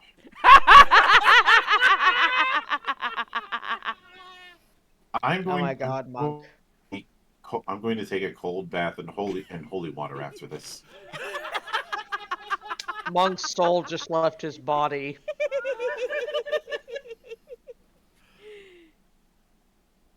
No, Shiva, that is not the expression of my soul leaving my body. Oh, I gotcha. That is the expression of I want to throw things at all of you. Oh, so must be another day that ends in Y. So Monk chooses violence. No. If Halu were to get that sort of moment alone with Raging Bear, she'd be singing Sweet Mystery of Life. Yeah. For those of you not in the know, that is a Young Frankenstein reference. Having a roll in the hay, as it were. Oh, yes. Better than Sweet Home Alabama. No. No, this is not a Game of Thrones RPG. But during these celebrations, you do end up seeing King Archer, who's one of the big things that you do notice is that he is him also having the bear furs and even having what looks like a bear head on his shoulder. Mm. Though he's definitely up there in years. He looks like he's in his probably his 60s, but given the way he's built, huh? Silver Fox alert.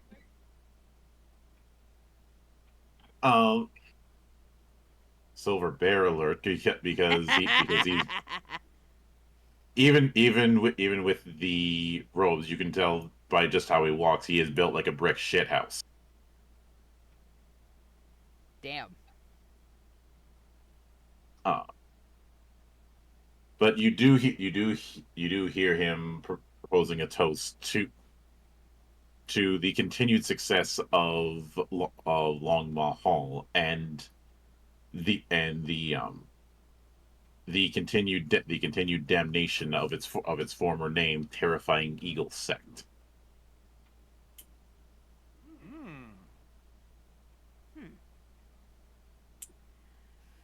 And may its former master, awe-inspiring eagle, suffer its continued karma.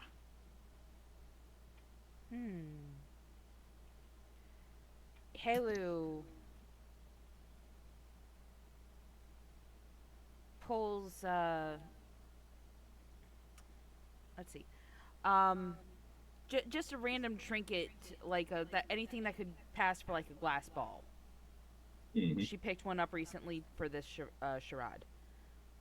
And she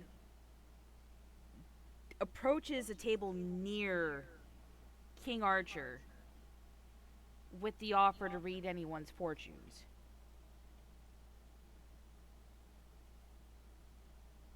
Which you do perform, and since there's no atheists in foxholes, everyone's down for at least getting their fortune read. All right. So,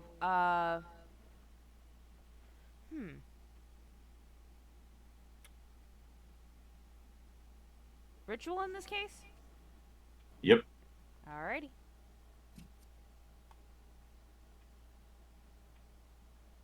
Six.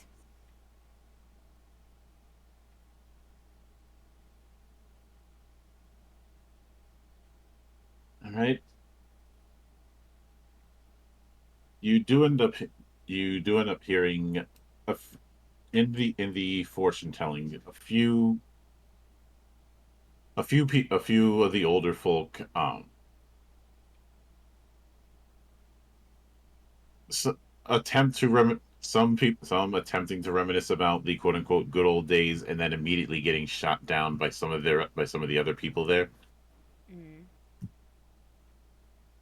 Alrighty. Halu saunters over and offers their table a reading.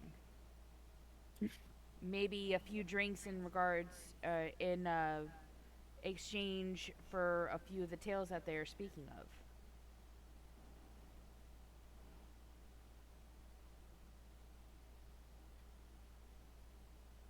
It takes a bit, but they do loosen up because, well, Drinking. nothing like wine to loosen lips. There's a reason veritas acquietas is a phrase. I know I butchered my Latin with that.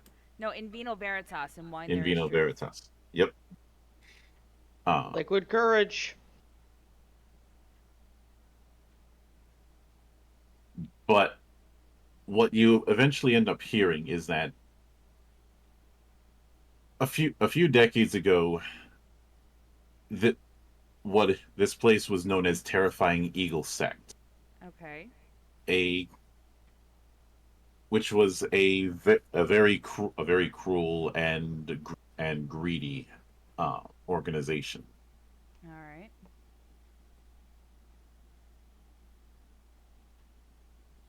And his at one point his second in command, Yao Yu, had had enough of how cruel the former head was. And yep. And alongside his daughter had them killed. I'm going to assume his daughter is Raging Bear. Yep.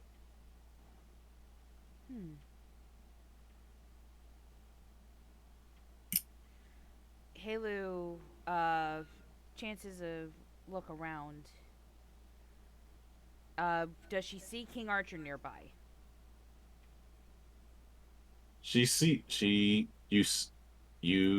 him off in the distance talking with his own inner circle, who are referred to as the Cubs. But okay. what's mentioned in the story is that since the new management took over, there's been a push to turn what was a vicious and cruel martial arts sect into the righteous escort company it is now.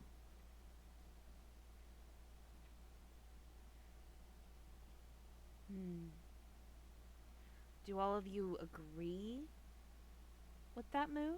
I mean, it's painting you in a good light with the surrounding villages, from what I can tell. You hear one of them say, "Awe-inspiring Eagle was a bastard. Anybody who he thought might get in his way, he'd have killed, even children." Halu scowls upon hearing that. Yeah, it is clear nobody with any sense likes the old boss.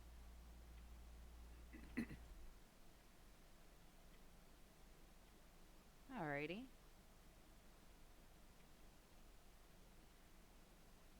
So what kind of while you're regaling me of tales of the old days, what treasures did you guys manage to get your hands on, if you don't mind me asking? And she holds her hands up. I was passing through a city a few weeks ago, and some idiot was advertising a very renowned sword that the Heishi sect has been looking for. So, admittedly, treasure's been on my mind for the last couple weeks.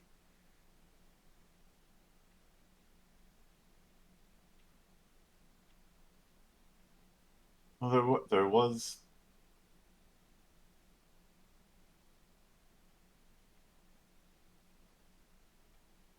that one bit. There was that one bit of treasure, not treasure, but somebody trying to pass it off as such. We ended up getting a hold of it, and we're trying to sell it off. We didn't think anyone was dumb enough to actually buy it.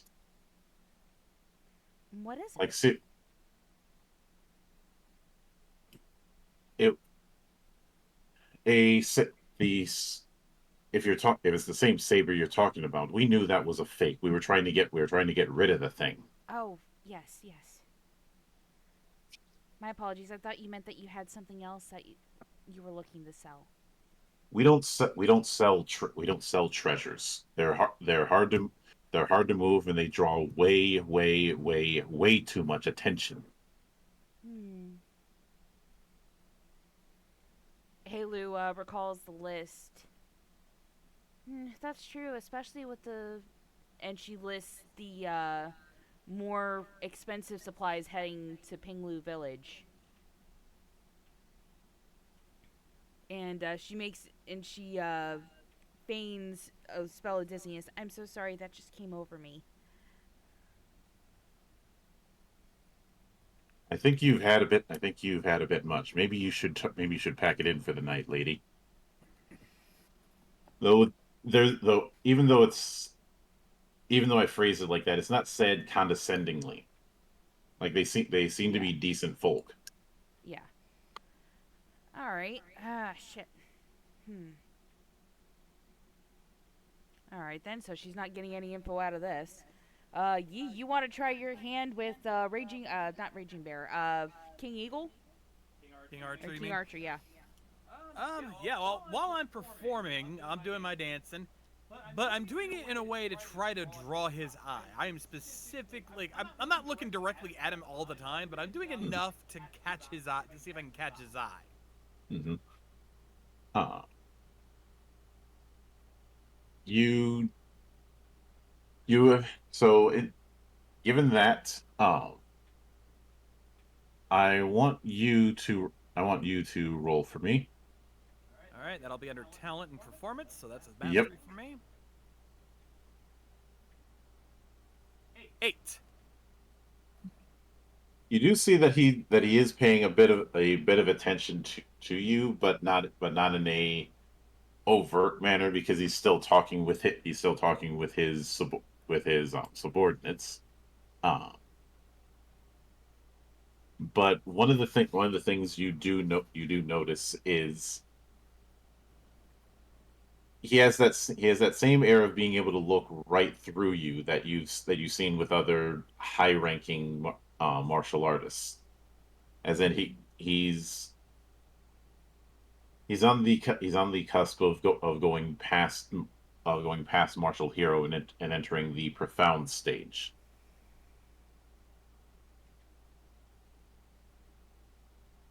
Yeah, I think at this point even I would have realized, yeah, this isn't going to exactly be an easy catch.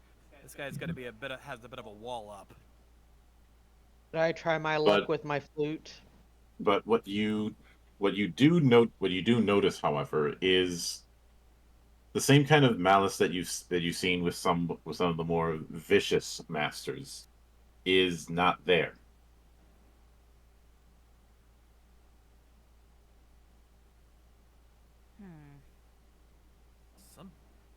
Something's really not right here. Yeah, even internally I'm thinking, this doesn't feel right. This doesn't seem like someone who would steal and pillage and cause trouble. Well, like we've heard, the sect recently underwent a rebranding. It could be that maybe Crescent Phoenix thinks that they're still tied to the old sect and thinks that they had the treasure because of it, when in truth, they're completely reformed. We've seen no evidence to the contrary. But you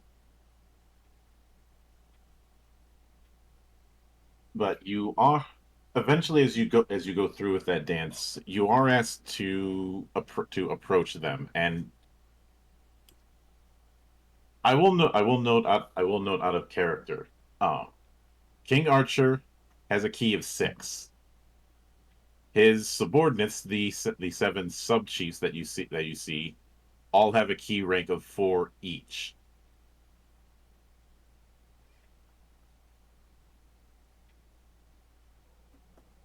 So you end up even though you're at 3, you still feel like you're a small person standing around giants.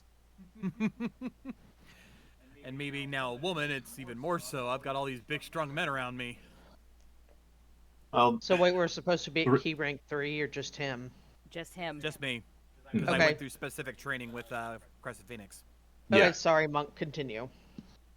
But not all of them are men. Three of the sub chiefs are women.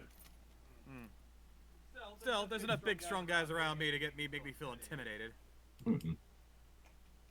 I mean, they're still higher up on the key pool than you. Yeah. In other words, don't be an idiot. Mm-hmm. But you hear one of them ask to see your dance in detail. Essentially going that our work is tiring, and a dance.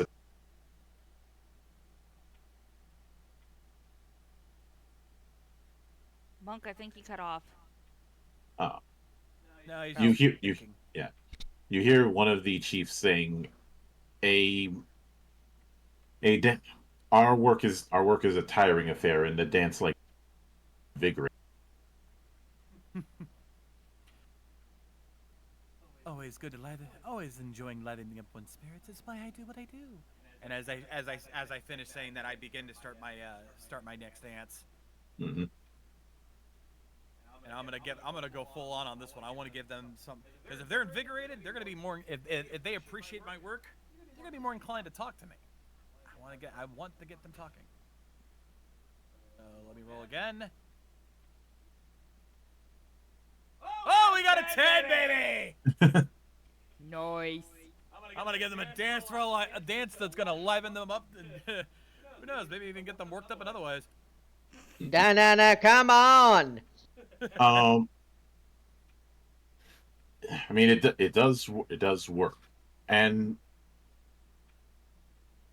you do see that King Archer had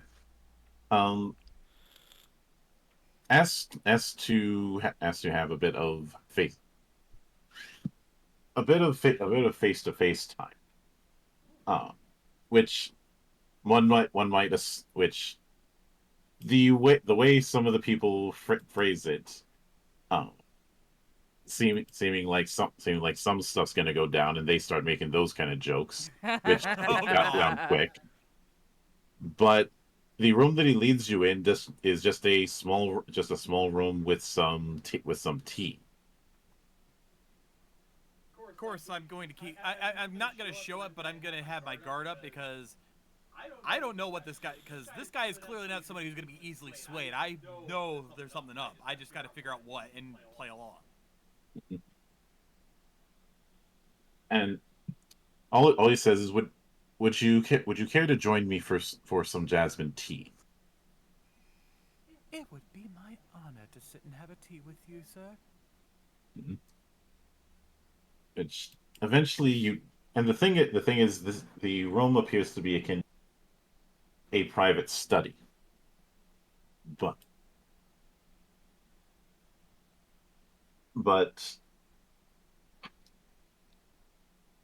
there's nothing extra in the tea or anything like that. Maybe having a stronger amount of caffeine for somebody like him, but that's really it. So it's a jasmine blend. Yeah. Okay. We have to use special forms of blends, since a lot of us work very very long stretches of time, and that is a draining experience. When you work hard, you need your energy. I understand that. So let me ask you something more direct. Which of the other sects decided to bring in an assassin? And that's where we're going to go to break. You heard it here first, folks. Get your drinks, get your snacks, use the little boys and girls room if you need to. We will be back in 10, and motherfucker, that bot is not working again!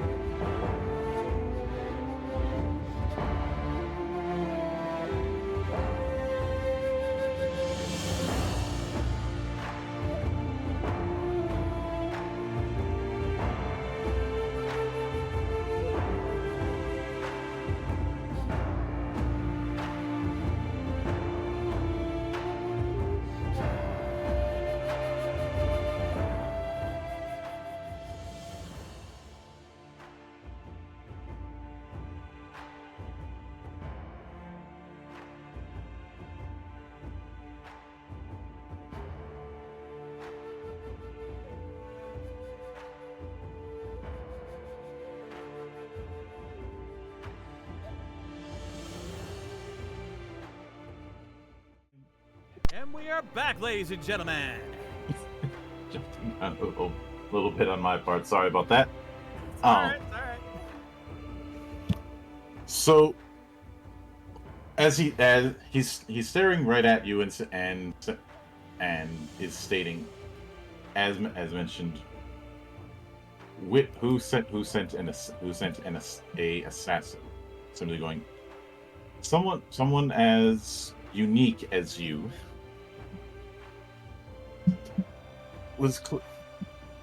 were you sent in by 87, the Revenging Spirit, the Jade Owls, the Phoenix, or the Seven Demons?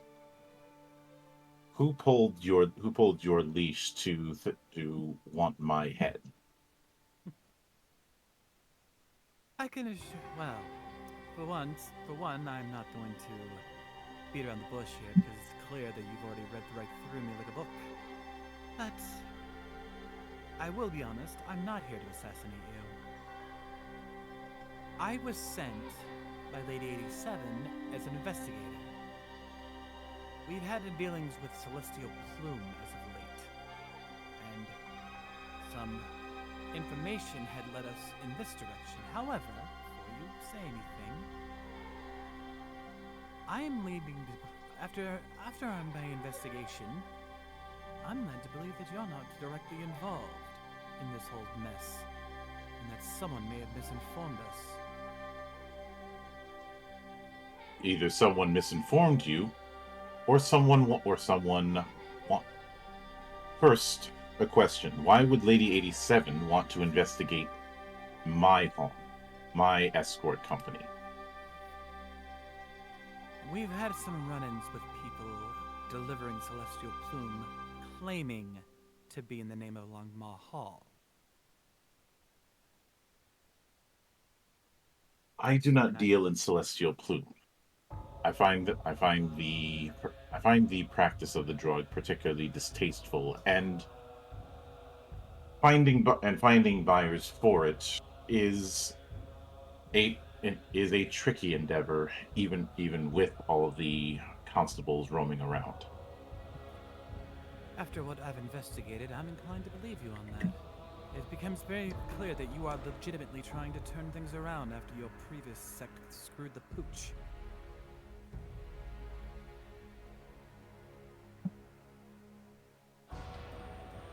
Which would mean which would mean the role that you were supposed to play out, try and assassinate me, end up dying in the process, and thus I have blood on my hands tied to Lady 87. What do you mean? What I mean is someone else wanted to play both ends.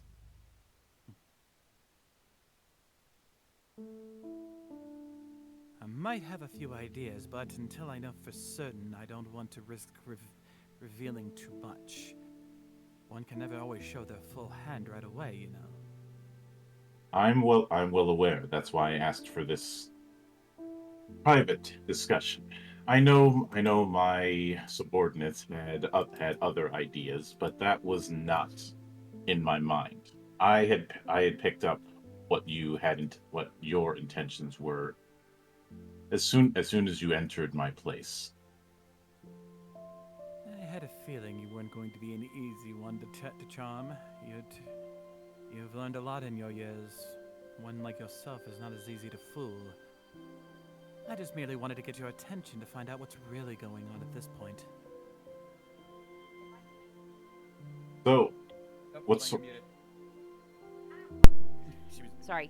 If I can make a quick suggestion, John, out of character. Yeah? You might want to mention that Sister 40... hold on. Son of a bitch. Get up there. Sister 47 is actually in your party. And she is the group's de facto leader. Would it be okay if I bring in one of the people I'm working with? She's actually Sister 47 and is the de facto leader of our little party. She might be able to speak with you better than even I can. I appreciate the suggestion, but if that is truly the case, that might cause word to spread. I can assure you, with all sincerity, she would not spread the word to anyone unless she felt the need to. And she is. It's not her that I'm worried about. It's someone else in his party. You're worried about your own crew, aren't you?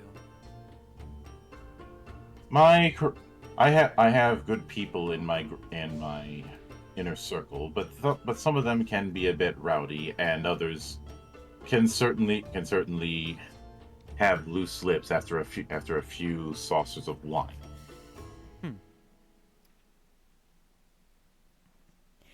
Make mention that she is a professional whore. Well, maybe we could do it under a guise. You see, in your old days, I'm sure you don't get as much action as you used to, and she is quite skilled at that.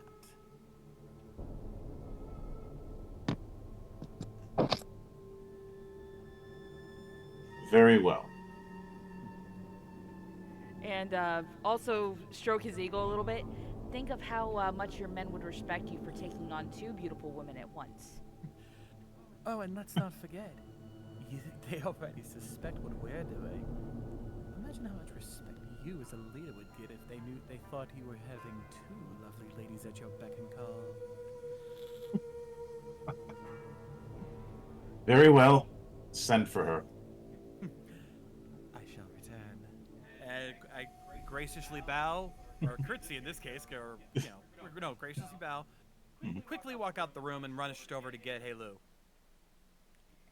And Helu is going to play right into it, and she's going to titter and look to the table that she's been entertaining. Excuse me, gentlemen, my other services have been requested. One does not say no to the big boss now, do they? Gives a subtle wink. And Helu follows Yi back to the room that she's been sitting with King Archer in.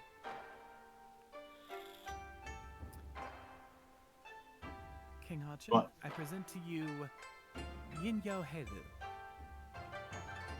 Helu offers him an absolutely gracious bow and, as a show of good faith, sets her whip before him. I come into this meeting unarmed. I graciously thank you for allowing me to sit in, as it were.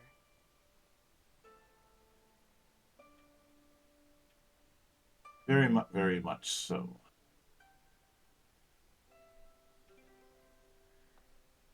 So, Helu is going to be up front. Lady 87 is looking for allies in ending the Celestial Plume trade. And she looks over at Yi. And then back to King Archer. Am I to assume that something is definitely not on the level with the information we were once given, or we were given before this?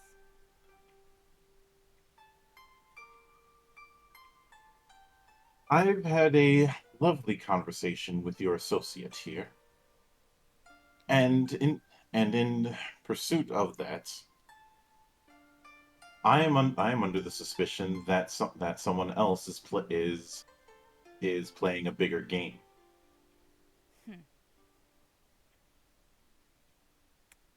Considering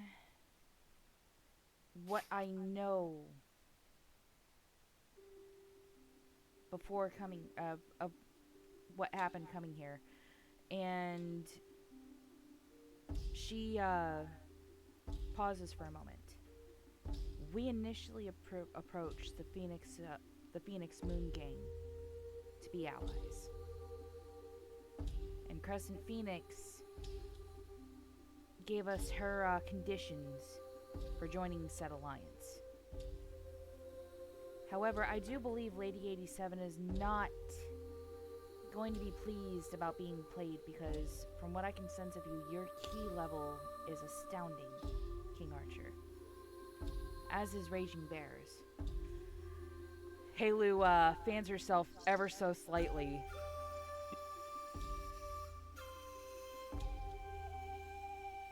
And the way you speak of my daughter, it sounds like you would wish to spend an evening with her instead of me. Normally my services are very specialized, but the answer is yes.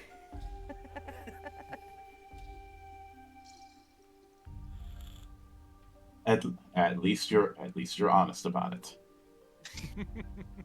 With all due respect, King Archer, your daughter is a lot of woman. But if you were sent here by the Phoenix, then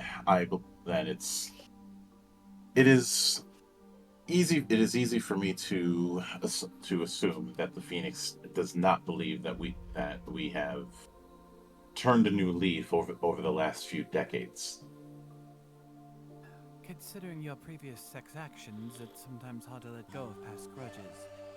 Well, didn't you mention that Phoenix believes that the former leaders stole some of their treasures? That's what she tasked us with. Apparently, you are in possession of several of their treasures, and that is why they tasked us to come here.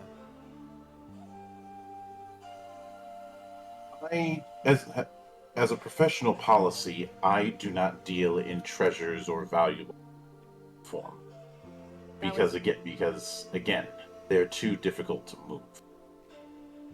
And Halu nods. That's the understanding I got speaking with your men earlier.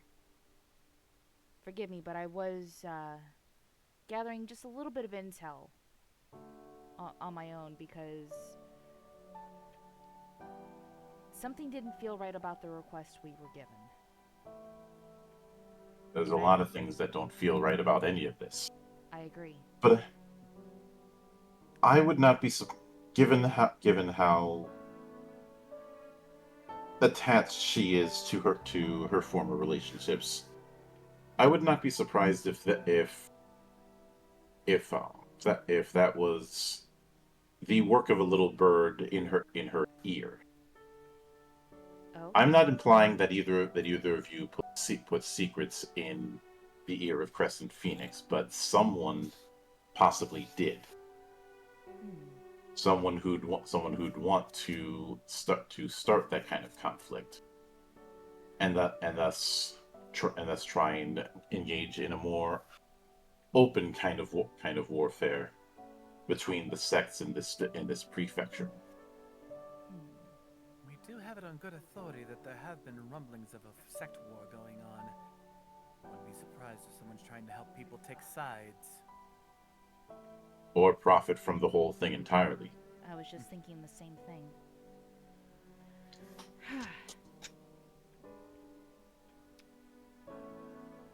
Out of character, if we fail to deliver on Crescent Phoenix's request, it's just her backing that's pulled, correct? Or is somebody's life pretty much at stake? Nope. No, it's just she's not going to help. She might be she might be mad that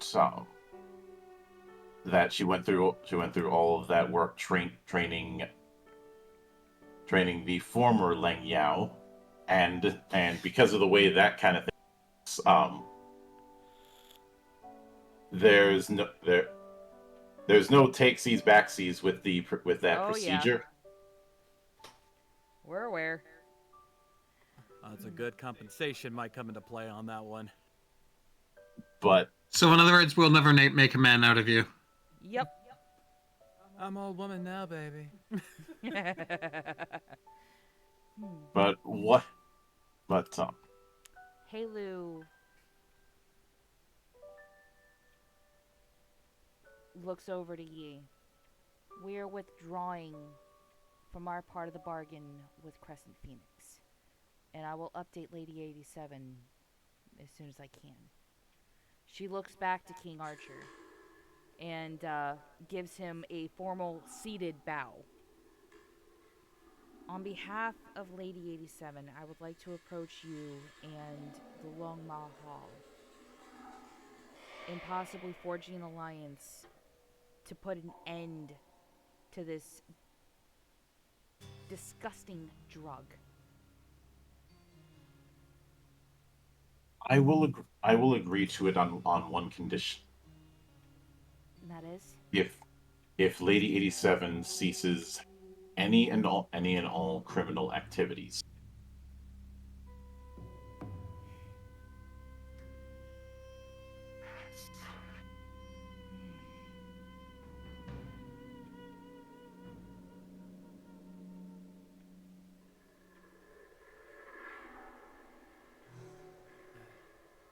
It won't be an easy discussion. Lady 87 is a woman who values her freedom more than anything else. However, I think if we word it correctly, we might be able to convince her of going down this road. Lord knows she's not a big fan of the darker side of humanity as much as we are. If I may.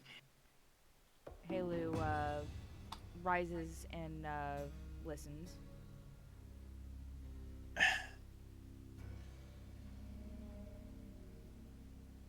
I have a certain friend who's still loyal to me within the 87. Someone not numbered, so there's no way you could have met. They run a restaurant in Tungan, over to the east.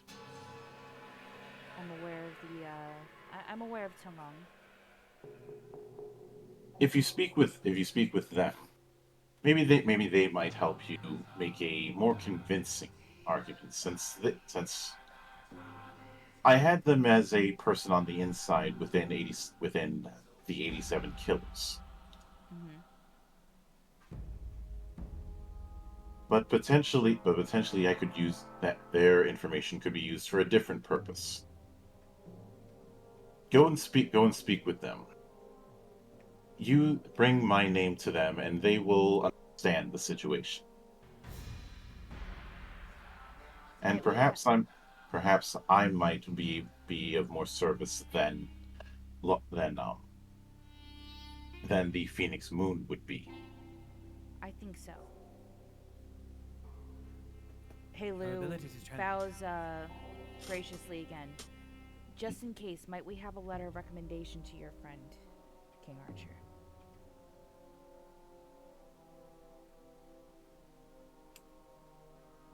I will pen one for you shortly. Halu looks over to Yi. In the meantime,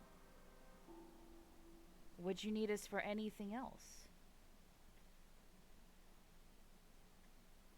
As I'm sure you've been told, I am a whore by profession.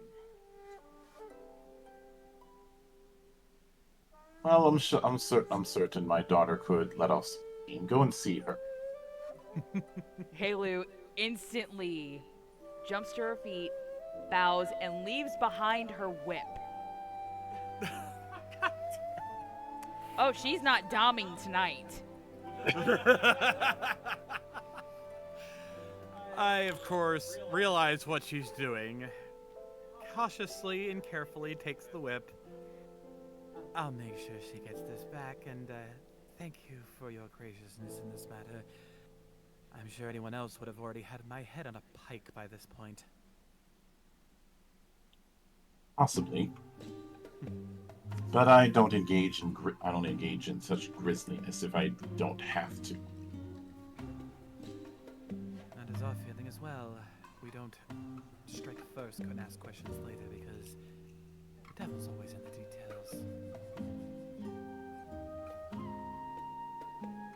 Have a good evening.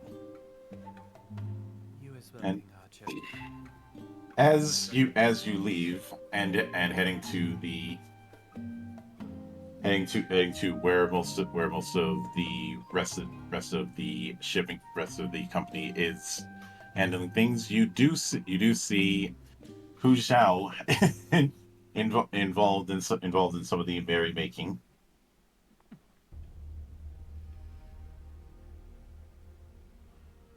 At which I approach the three of them, seeing as though Halu is preoccupied at the moment, and I inform the rest of them about what's happened. I almost forgot.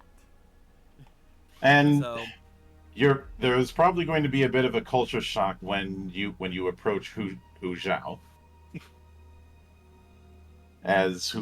with Hu Zhao being on other assignments for a brief bit of time and now coming.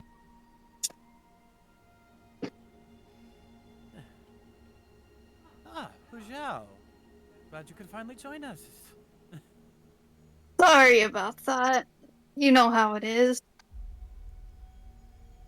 Out of character, you should probably have a little bit more of a reaction considering this is the first time you've seen me in my new form. Taking it in is they're taking it in, giving it a second. Like, who are you? I was looking at all the other all of the others, and then they originally would glance over at them, but not pay full attention, and then immediately realize, wait a second, that's not somebody they recognize. Who are you? That's right, you haven't been informed. It's me, though not as you remember me. And immediately I pose in a way that is very much like Ling Yao used to, so that she knows who it is. Oh. Oh, okay, I see how it is. Yeah, the Phoenix Moon Gang helped develop my Phoenix so that I can be who I truly am meant to be.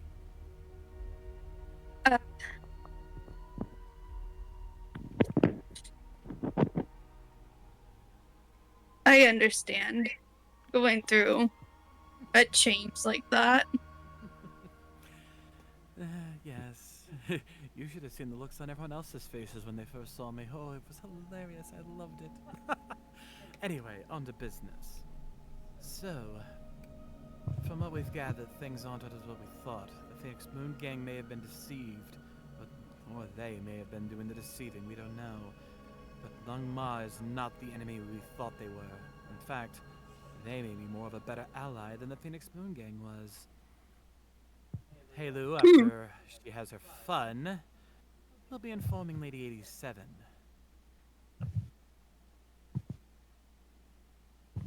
Perfect. I'm glad to catch up with all of you. It's good to have you back. Now that we don't have anything else to worry about, what do you say we have a little fun? For real. No secrets, no investigations, just relax. Enjoy yourselves. Sounds lovely. Sure. And be forewarned, because Zhao Wei might demand to be called a pimp called Zhao Wei. I am the pimp called Zhao Wei, and you will use the full name. Oh my god. Oh. But now, as far as what Halu's been going into, What am I rolling? yeah, I would say endurance.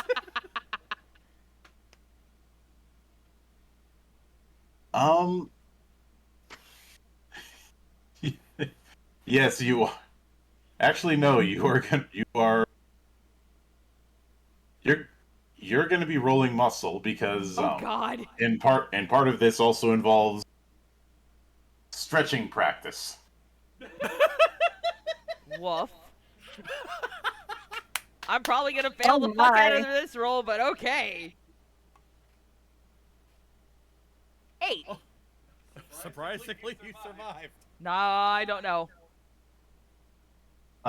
Okay, the good news is you survived. Bad The bad news is You're walking funny for a week? okay, do you remember what happened after Mike's night with the Red Mother?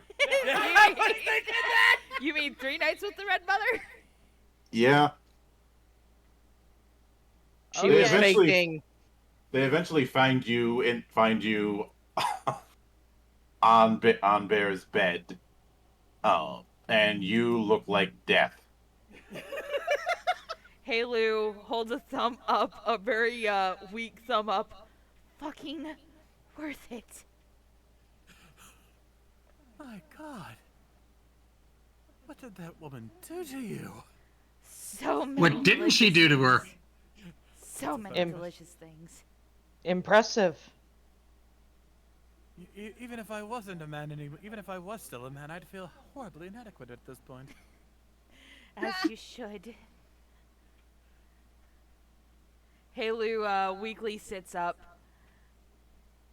I'm gonna need at least one more day before we go anywhere. Yeah, I think that goes without saying. Only one. I heal quick. I smirk and say, well, I guess your price just increased. I should have been the one paying her.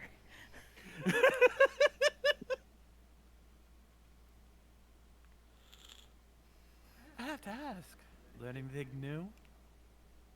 Honey, I'm a practiced whore. You can always teach even the oldest of dogs newest tricks, and you're not that old. Are you calling her a bitch? It's a title I'll gladly take with pride. That's out of character. That is out of character, I might add. Yeah. Yeah. But anyhow, Hey Lou is going to find the nearest bath and use some of her ritual-y shit to fortify the bath to refortify her.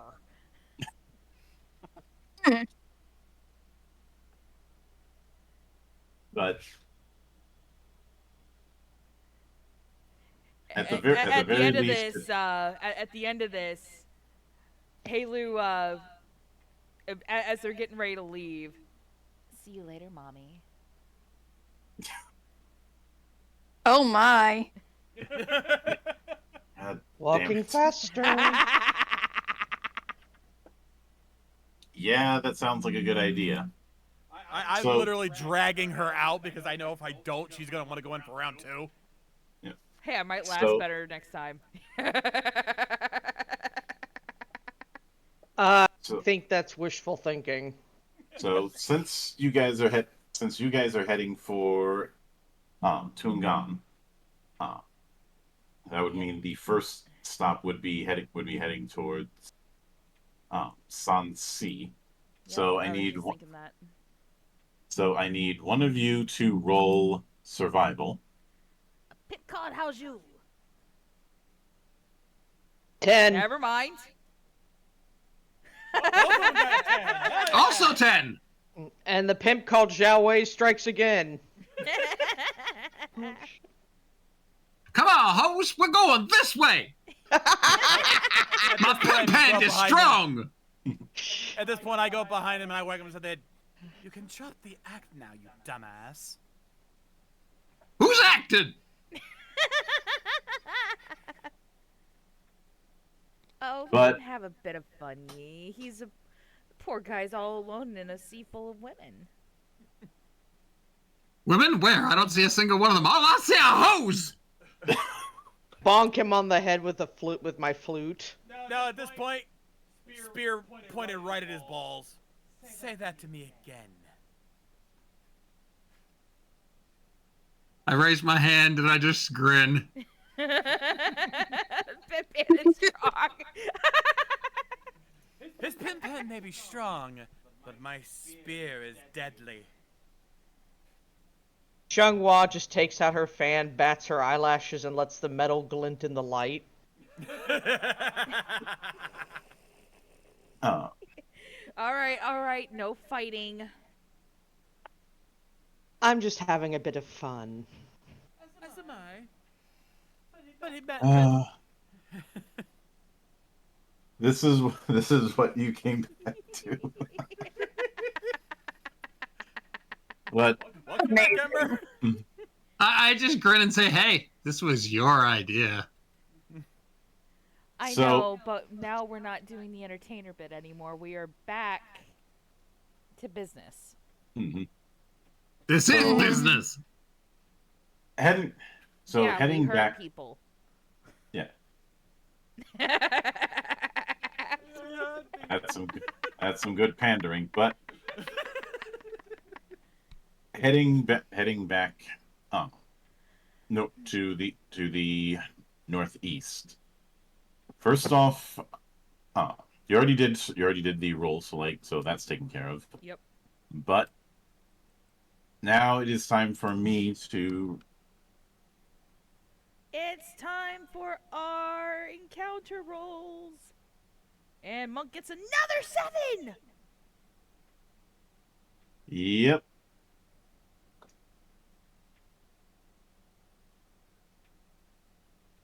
And what you end up encountering is a inspector and his accompanying soldiers looking for passports. Thankfully, we have all our papers in order. Mm-hmm. Papers, please. Although one of them looks at the papers, then looks at Leng Yi, then looks at the papers, then looks at Leng Li. Your papers don't match, ma'am. And then says, "Are you are young?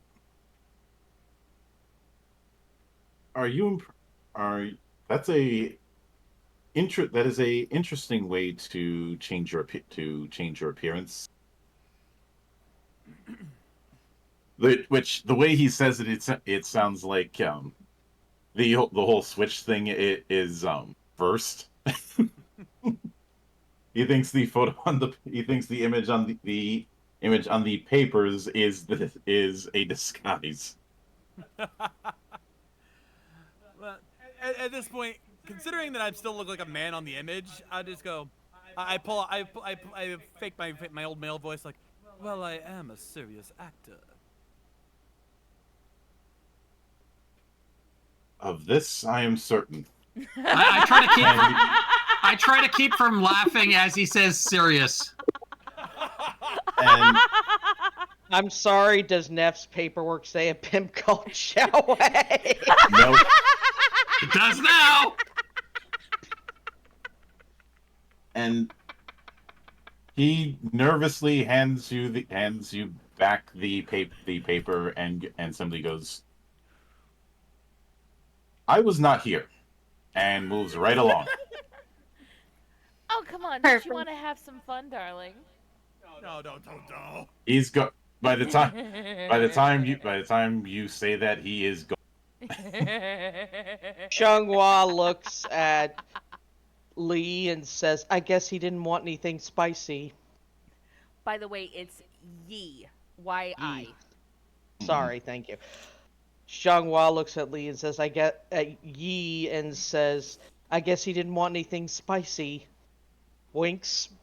They never do. Although Halu she's red in the face after hearing Yi talk like a man again. Oh god, I'm not gonna get used to that.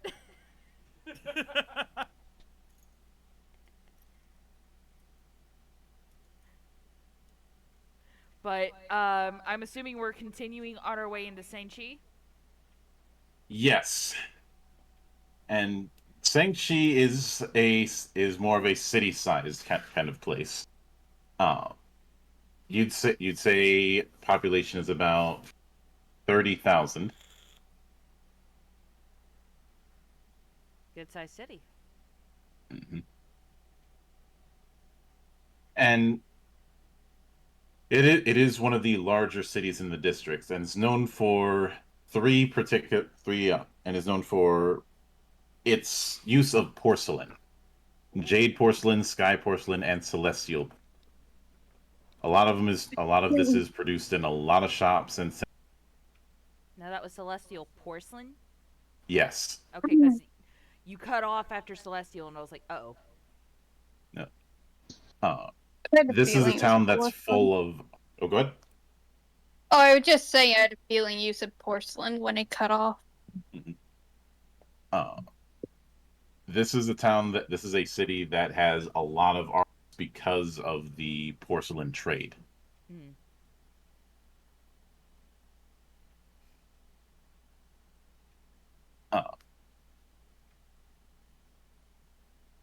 And there's because one of the big exports is different forms of clay, as well as things like timber, paper, crafted goods, and silk.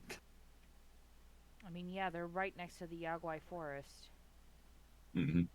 Which also does put us in the range of the Vermilion Bird Tea House, by the way, guys. Mm-hmm. So we can look in on that missing son while we're in the area. Sorry, that was my cat. Stormy! Yeah, she's rubbing her face on the computer. Stop it! Okay, sorry, Monk. Alright, so, seeing as how we're here in town, well, you all know where Halo's headed for. She's headed She's for gonna join the convent? Yeah, I was about to say that. That's not where you're going, a pimp named John. I can't. Actually, Ying Li looks over. Hey, Lou. I know this is going to be an odd request for you, but do you mind if I come with you? I think I need to learn a few things if I'm going to be taking over this body. Halo snorts. Are you sure you want to go down that path? Let's be honest. Using my charms like this has always been my thing. Now that it's in this form, I might as well use it to its fullest potential. I can't believe I'm about to say this. But come on. Lengi likes to watch.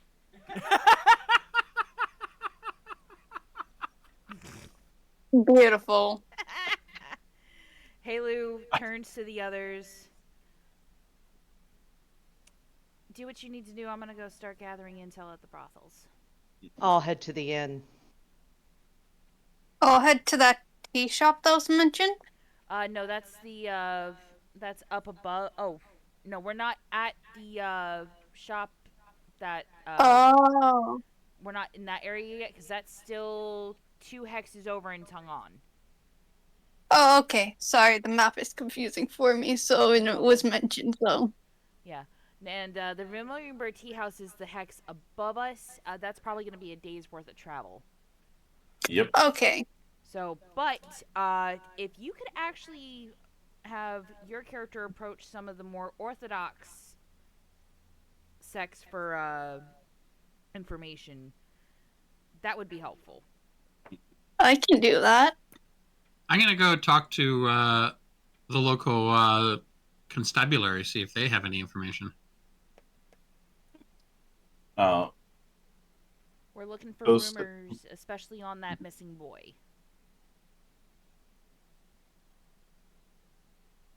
What missing child, may I ask? So the master of the Vermilion, or the mistress rather, of the Vermilion Bird Tea House, her son is missing, and she is paying a lot of money to martial heroes to find him. Okay. So we're looking for any leads on that while we're in the area.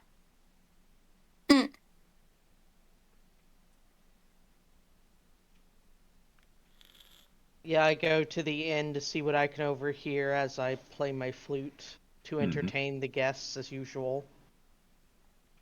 Do you want me to roll, Monk? Yes. Beautiful roll.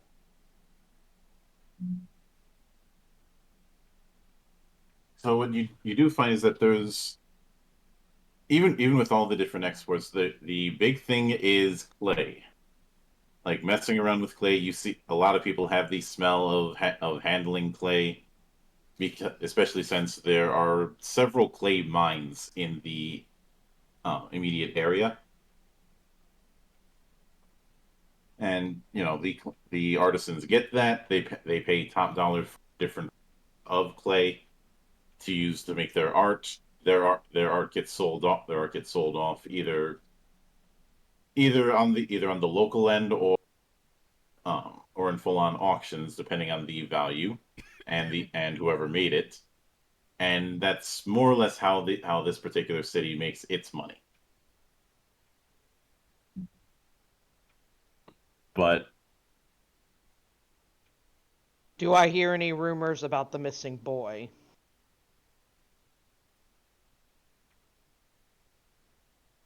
not a whole lot. Not a whole lot. Uh,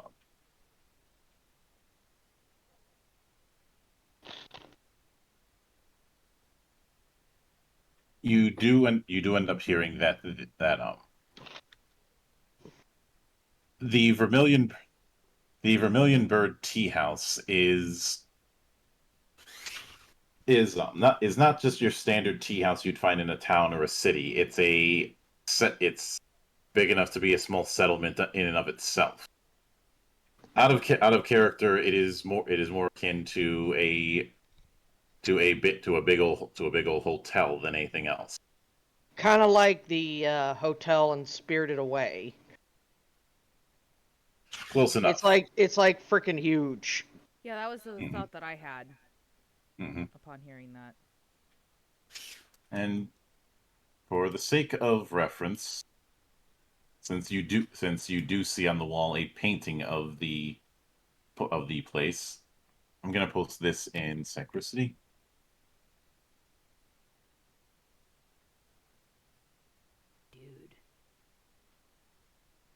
Dude. Nice. Obviously not zoomed in, but Yeah. that should give you a bit of a picture as to the scale. That's pretty big. Ah. I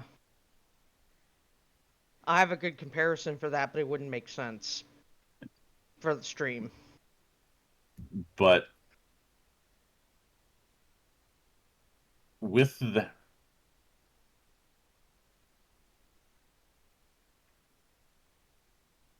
with that in mind, the main thing that you hear is about so that someone that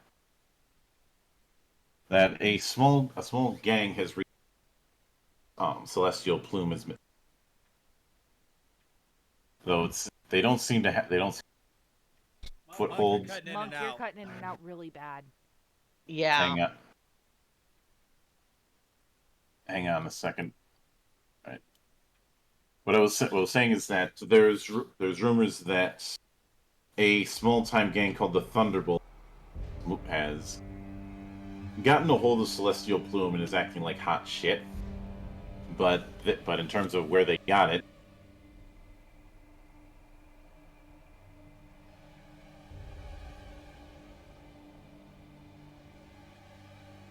Monk, if you're talking, we can't hear you. Can you guys hear me now? In terms of where they got it is where we left off. Nobody knows where they got it, but some of the people, but they do end up sharing it in their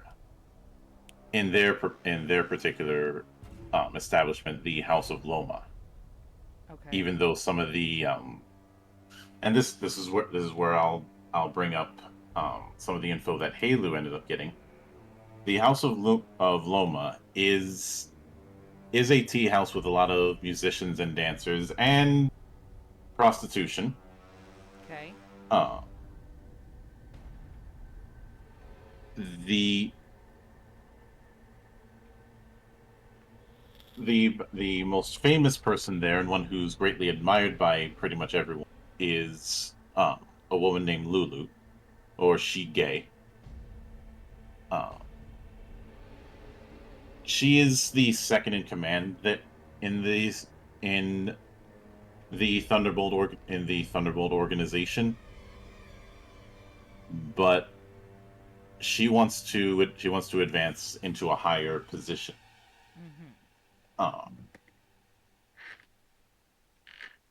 And because there's also the fact that she doesn't seem to have a high opinion on the whole celestial plume thing, but there's little she can do about it.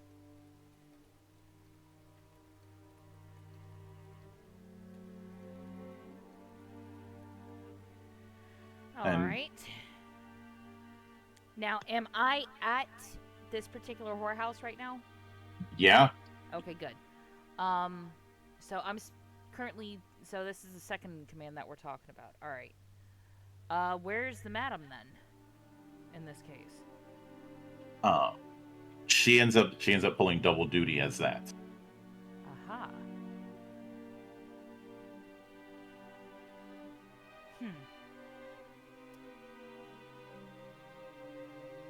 All right, Halu.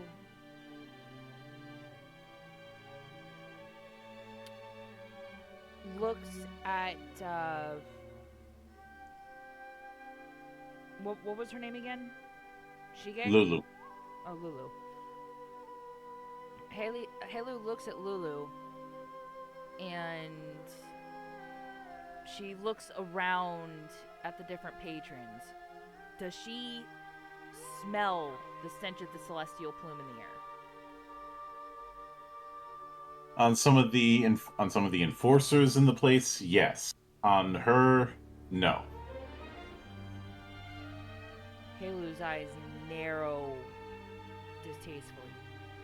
I see the stench of celestial plume has reached Shang-Chi.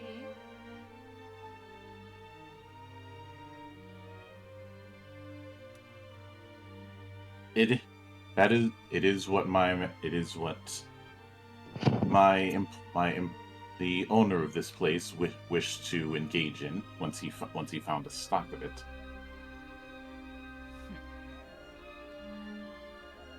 I'm assuming you don't approve. I don't approve, but it's not my place to object.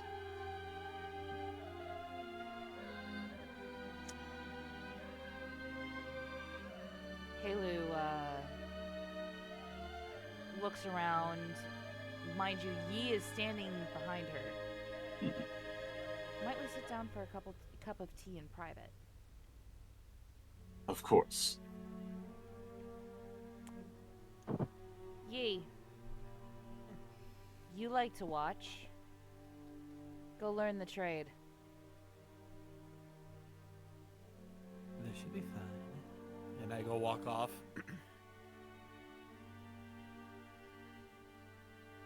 Long story short, that one's wanting to get into the whoring business.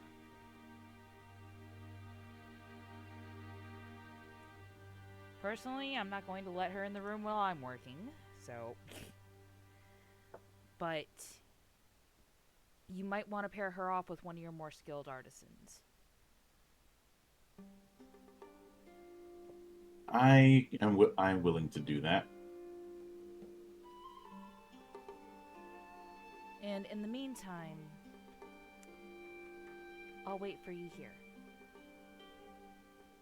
And she realizes that she's been absolutely rude. Forgive my rudeness, and she offers Lulu a quick bow. My manners are atrocious today. My name is Yinyo Halu. I am Lulu. The madam of the ladies here, and the second in command to Three-Headed Fang.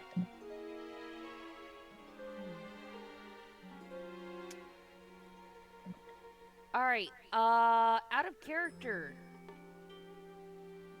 do the 87 Killers have any beef with Three-Headed Fang that Halu would know of? No, though.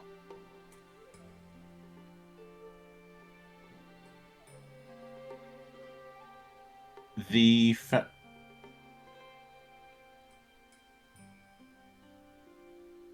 though the though there is one, especially this far west. Mm-hmm. It would be out of that, but there's a couple there's a couple of things to note on that. Okay. One of them is that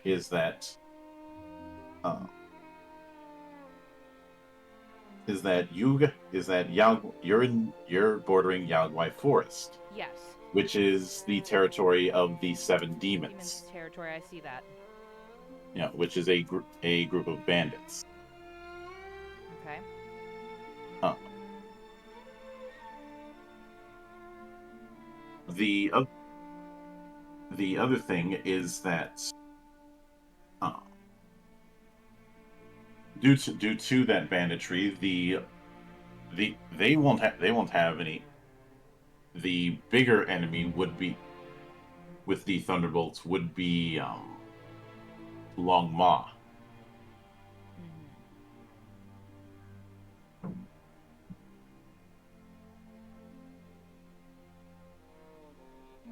Essentially, and the way it's described to you, it sounds like uh, Feng wants to expand his influence. The problem is if he expands it southward, he pisses off Long Ma. If he goes northward, he ends up pissing off the Seven Demons. And if he tries to go eastward, he risks pissing off the Revenging Spirit sect. Yep. And if he tries to go northeast, Golden Way. So he's kind of caught on all sides. Not that he's willing to admit it, although Lulu herself, it's very clear that she wants to rise to a higher station. Okay.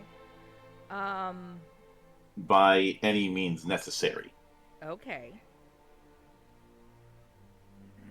Tell me something, madam. How well does Feng treat you and your girls here?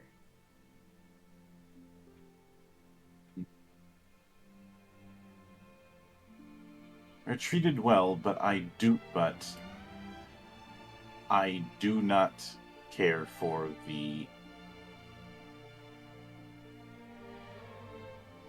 I do not care for the use of that drug. I agree entirely. Hey Lou. Pauses to think for a minute. I ask because I have a very special way of dealing with men that mistreat girls like us. And let's just say that there's only ever one person walking away.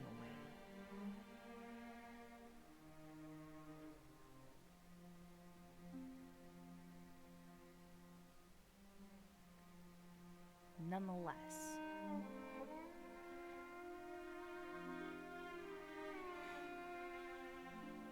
hey Lou. I might be willing to look the other way if you can help me get into a more proper position befitting my talents. Hey Lou nods. Out of curiosity, if I manage to get you into that position, would you think about taking this place completely clean and pretty much entering into an alliance with Long Ma?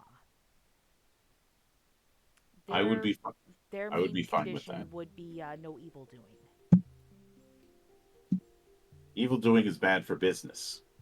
I agree completely. Alright then. Hey Lou. pauses to think. I need a single strain of Fang's hair. That is it. It has to be his hair.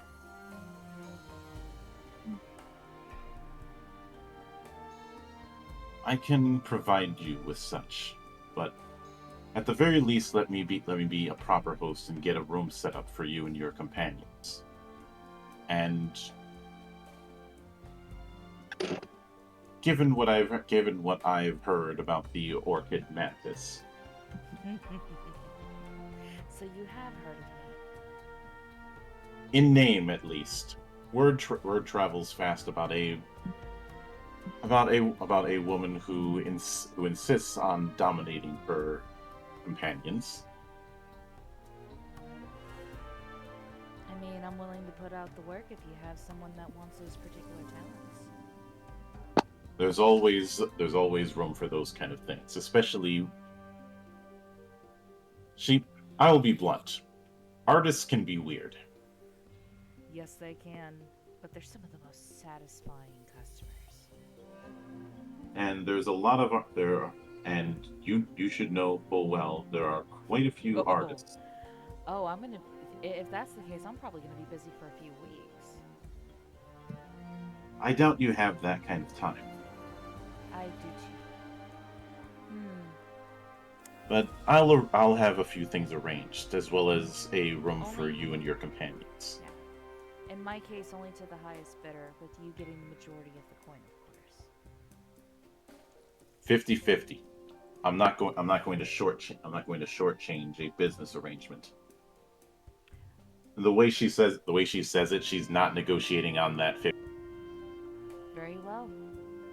I'm at your disposal, madam.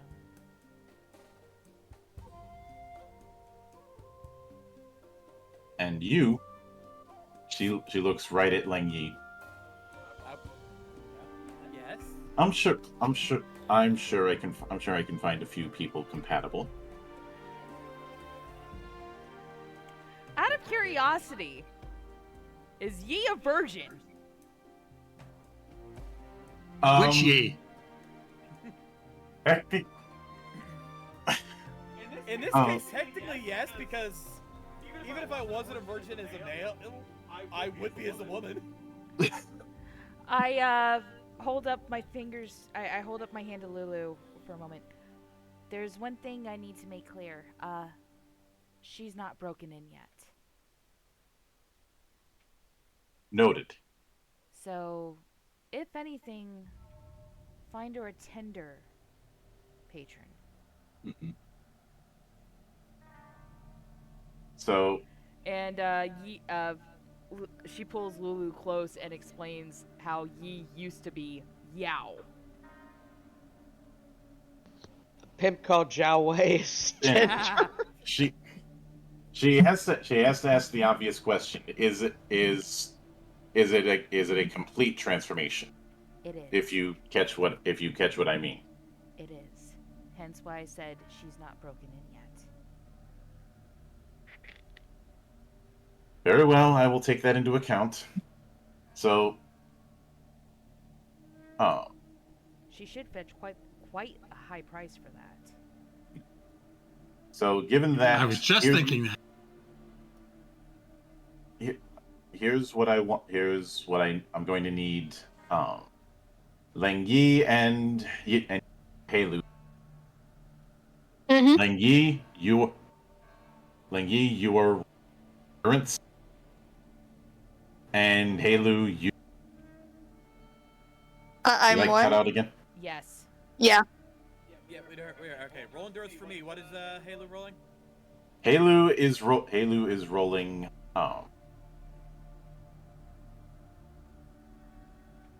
Actually, I gotten it flipped. Yank, you're rolling endurance, and Heilu is rolling. I would say command. Okay. All right. Yeah, that works. Heilu rolls an 8 on command. Yi rolled a fucking 10 on endurance. Yeah. My ability to perform. Energizer Bunny time. Keeps going and going and going. So, a little ways into it, one of the other people comes to check on Yi, and it's like, your time's up. Oh, still going. Never mind. I take to it like a duck to water. Yeah, remember the endurance jokes I was making earlier? Now it's flipped. She is going to wear that patron out. Mm-hmm. You end up hearing off in the distance about Lulu commenting on enthusiasm, and that's as far as that goes. But shifting things with who's now, I believe you were going to be talking to some of the people who represent the more orthodox. Yes.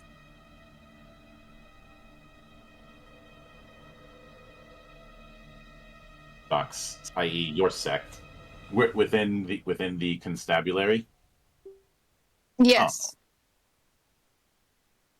So for that, I would like you to roll empathy.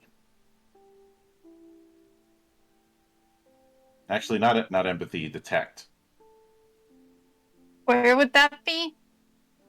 Under mental. Oh, I got a 2 on that.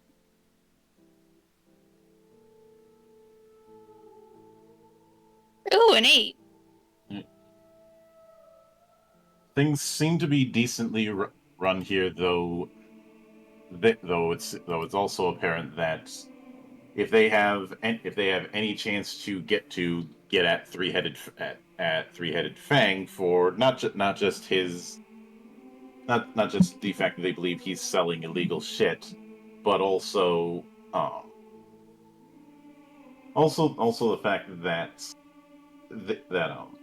they find his particular brand of hedonism annoying, because he always is trying to flaunt his wealth, always trying to strut about like a peacock in the latest fashions, and surrounding himself with beautiful women.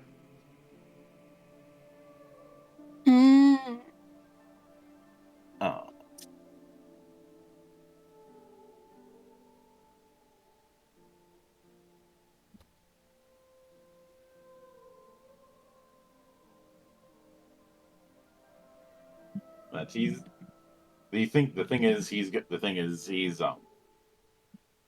has way too many well-armed people around him to do anything. Plus, there's the issue of Lulu having dirt. So it's but the first chance they get, they're getting on his ass. Okay, I had to step away for a second. What did I miss? Because I came back to hearing Lulu having dirt. Essentially, even the situation with that particular tea house, the House of Loma, it's in a powder keg situation, because he's selling celestial plume. The constables know this, but because of connections and possibly having dirt, they can't do anything. Though they're like, first chance we get, we're getting on him. He wants to expand, but as mentioned before, regardless of which dimension, expands holy. And there's also the fact that his particular brand of hedonism official. Strutting around like a peacock. I heard particular brand of hedonism and then nothing. He has a habit of strutting around like a peacock in whatever the latest fashion is. Ah. So just like our own peacock. Well, he's not a peacock anymore. He's a peahen. Well, our peahen is better. Anyway, I'd probably go to the brothel to meet up with the two to let them know the information I found first. Mm-hmm. Okay. Halu is going to let Hu Zhao know that they all have rooms here at the house. And she nods in understanding about what she's been told. Well, you'll be glad to know that we're already in the midst of figuring out how, and she's of course talking with Hu Zhao alone about this. We're already in the midst of removing Feng from his position here. Perfect. And you can also I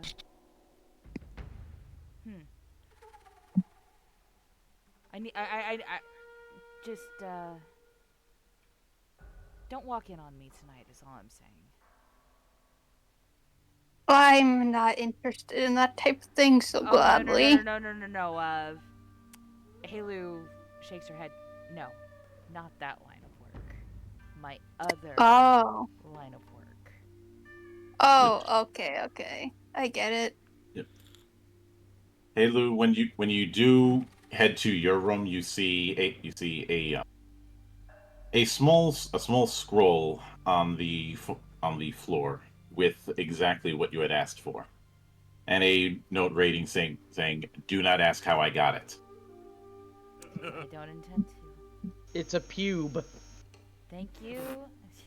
Well, hey, a hair's a hair. If it works, it works. Mm-hmm. So Halu smirks, and her already green eyes start taking on a more menacing glow. I haven't used this art in a while. And Halu, I'm gonna roll ritual to cast a barrier around my room.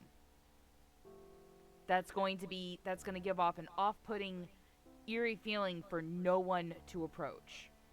Before I do so, I asked one of the girls to let Lulu know I am not to be disturbed tonight. I will take care of her patrons tomorrow.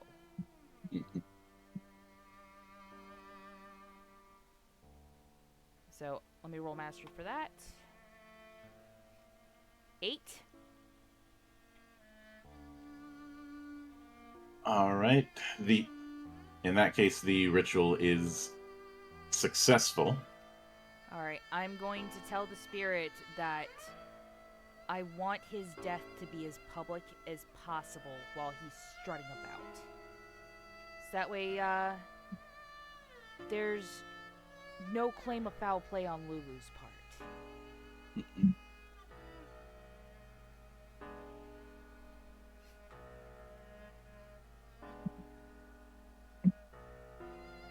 So through that you end up managing to summon the spirit, which does leave the vessel and start to burrow into him while he's fast asleep, surrounded by like 3 women.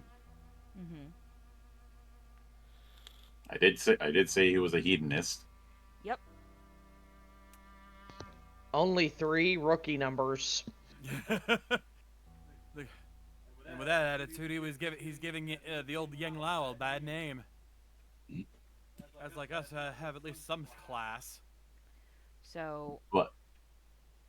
I'm hoping to hear word that his death was as public as possible. So he ends up going for his walk the next morning when suddenly he starts coming off very sick.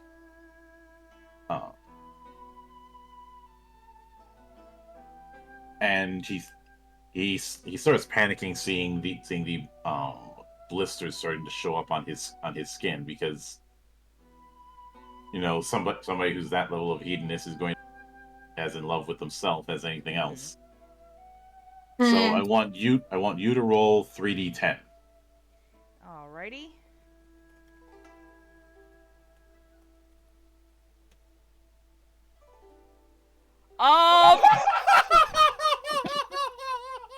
Okay, fuck it. I'm taking her to the casino.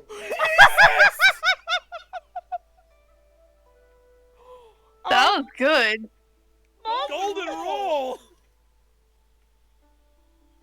Did Oh you my shove God. a 14-karat horseshoe where the sun don't shine this? No, a horse tries to steal her shoes for good luck. Oh my God! Somebody clip that! Please, somebody in the chat, clip that shit. Yeah. Oh my God! Perfect roll. Perfect roll on d10s. That's not easy to do. No, it's not. That is a 1 in a million roll. Actually, it's a 1 in 1,000. Point still stands. Holy shit! But it is completely burrowed in, which means now it's time to roll damage. So roll. I would say roll 5d10, but because of how total 6 attacks, you're rolling 8d10. Oh my God! Oh, this guy's gonna die. Painfully so, too. I Rolling. screen capped that. Rolling. 28. You know, fuck it. Because of the fact that this was that you end up getting a perfect setup there, I'm treating this as open damage. So let's see. 1, 2, 3, 4 beats his hardiness. So he takes 4 wounds right out of the gate, and that's the first hour. Okay. So roll 5d10.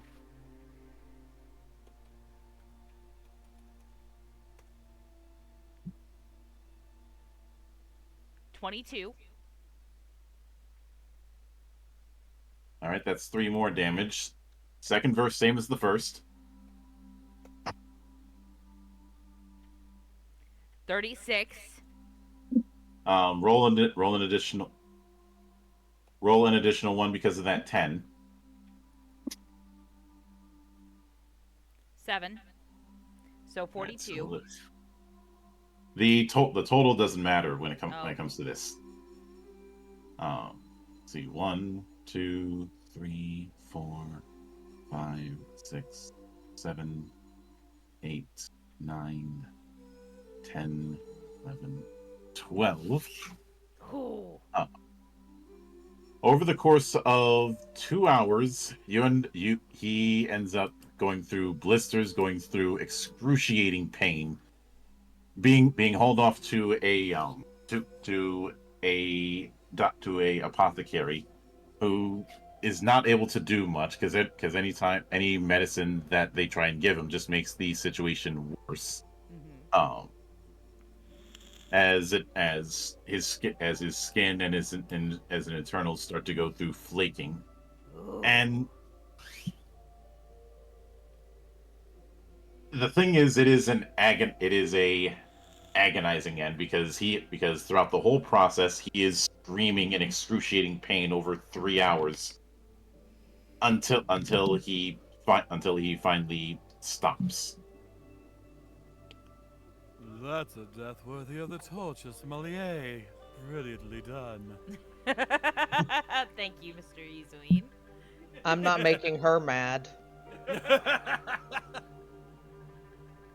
Oh, no. This is me doing business. When I'm Yeah. mad, it's a completely different thing. But That's kind of sexy. the spirit did The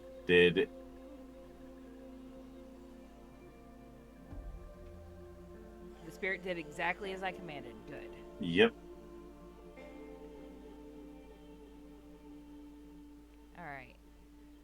In the meantime, while Halu is recuperating after that ritual, she is penning a letter to King Archer about how the good house here is looking to turn over a new leaf and possibly enter into an arrangement, as it were, and that she is vouching for the madam.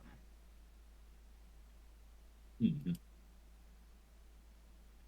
Yep, that that will certainly check out. Which would expand Long Ma's territory into Sanchi.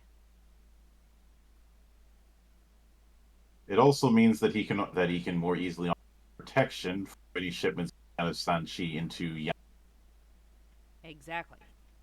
So already we're bearing fruit for him, and that's going to make me more inclined for him to accept the deal. Mm-hmm. And I approach after the spirit returns and I dismiss it. I approach Lulu. It is done.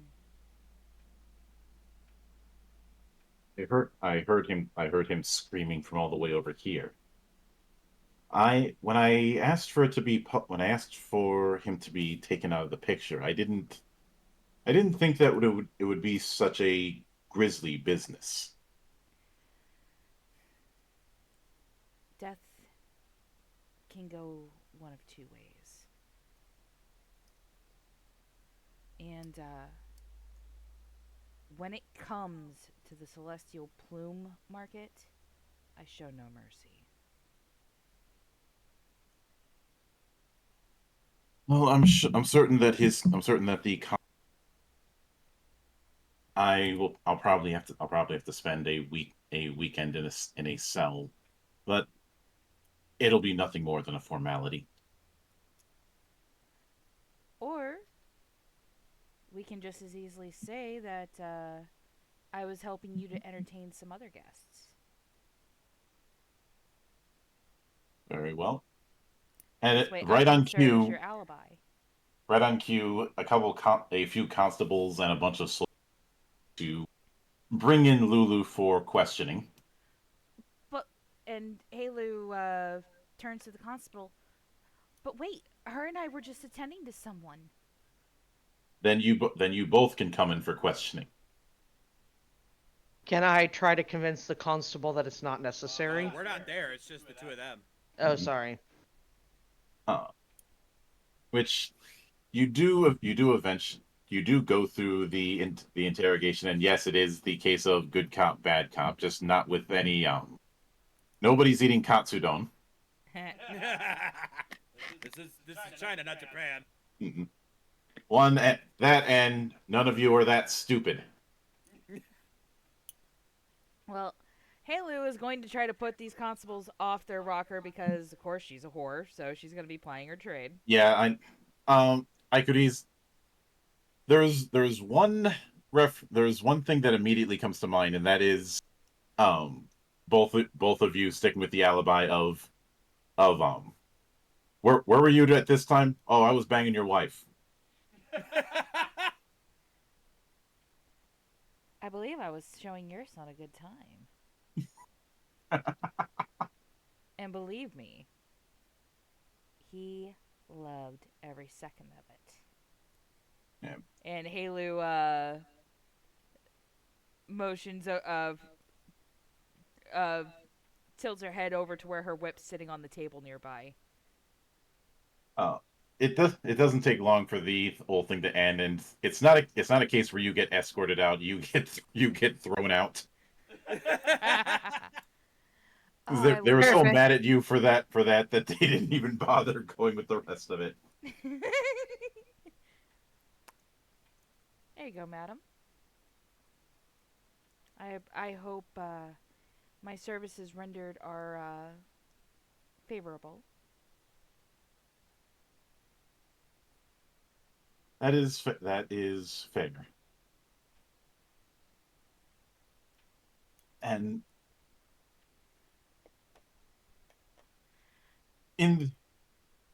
I will uphold my end of the bargain. I've turned over all the celestial plume that was there to the constables. It'll probably be burned up. As far as I'm concerned, that's it. Getting shouted at by a few constables and getting out of a building is a small expense. All right. Halu continues walking beside Lulu as they're heading back to the house. Especially though Lulu also mentions because of that, someone else is going to be in charge of my former boss's vast fortune.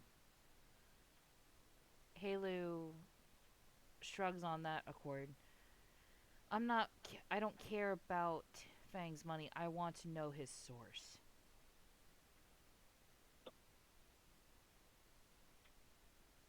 If I had of the plume. Yes. If I had to guess, that would have been the Plume Masters. As far as how they managed to get it this far west, it was like I wouldn't be surprised if somebody has been slipping it into Longma's shipping containers. All right. I did hear about some deals with that kind of thing going on in Toulon. I believe you said you were heading there. We are. But we're also looking for information on the missing boy from the Vermilion Bird Tea House. On that, I can't give you much aid.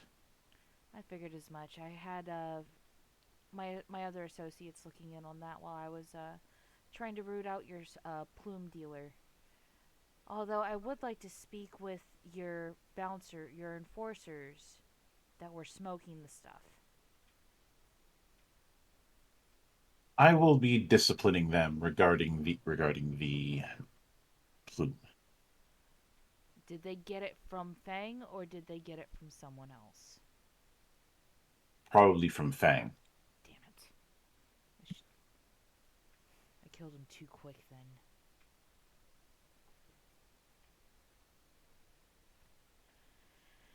Alright. With that tidbit of information, Halu is going to amend her letter to King Archer and tell him to double check every single pitcher in his stocks.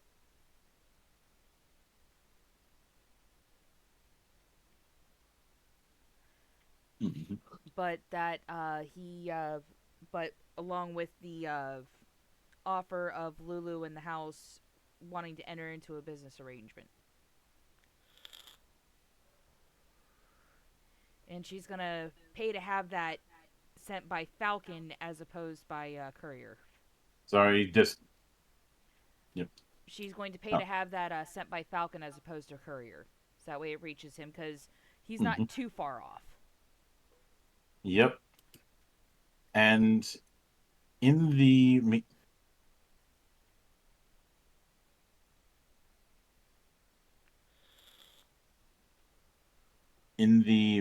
meantime, as that's taken care of, what you've ended up doing is getting on the good side of the Longma company, which means that whole thing is ending with they are owing you one. But that is something we will tackle another night. Or another day, technically. So, with that said, we'll be wrapping it up for this week. We'll be continuing on next week. I will be back here a little bit later tonight with something else because I'm a natural workaholic and I'm trying to get to 1,000 interviews before the end of the month. Which that may sound like a lot, but I'm very, very, very close. That he is. The interviewaholic. And stay tuned shortly, because I'm actually going to be the one being interviewed soon. Woot. So keep an eye out for all of that. But until then, on behalf of the good brothers present and not present, my name is Mildra. I am your gaming monk. Stay fucking frosty, everybody.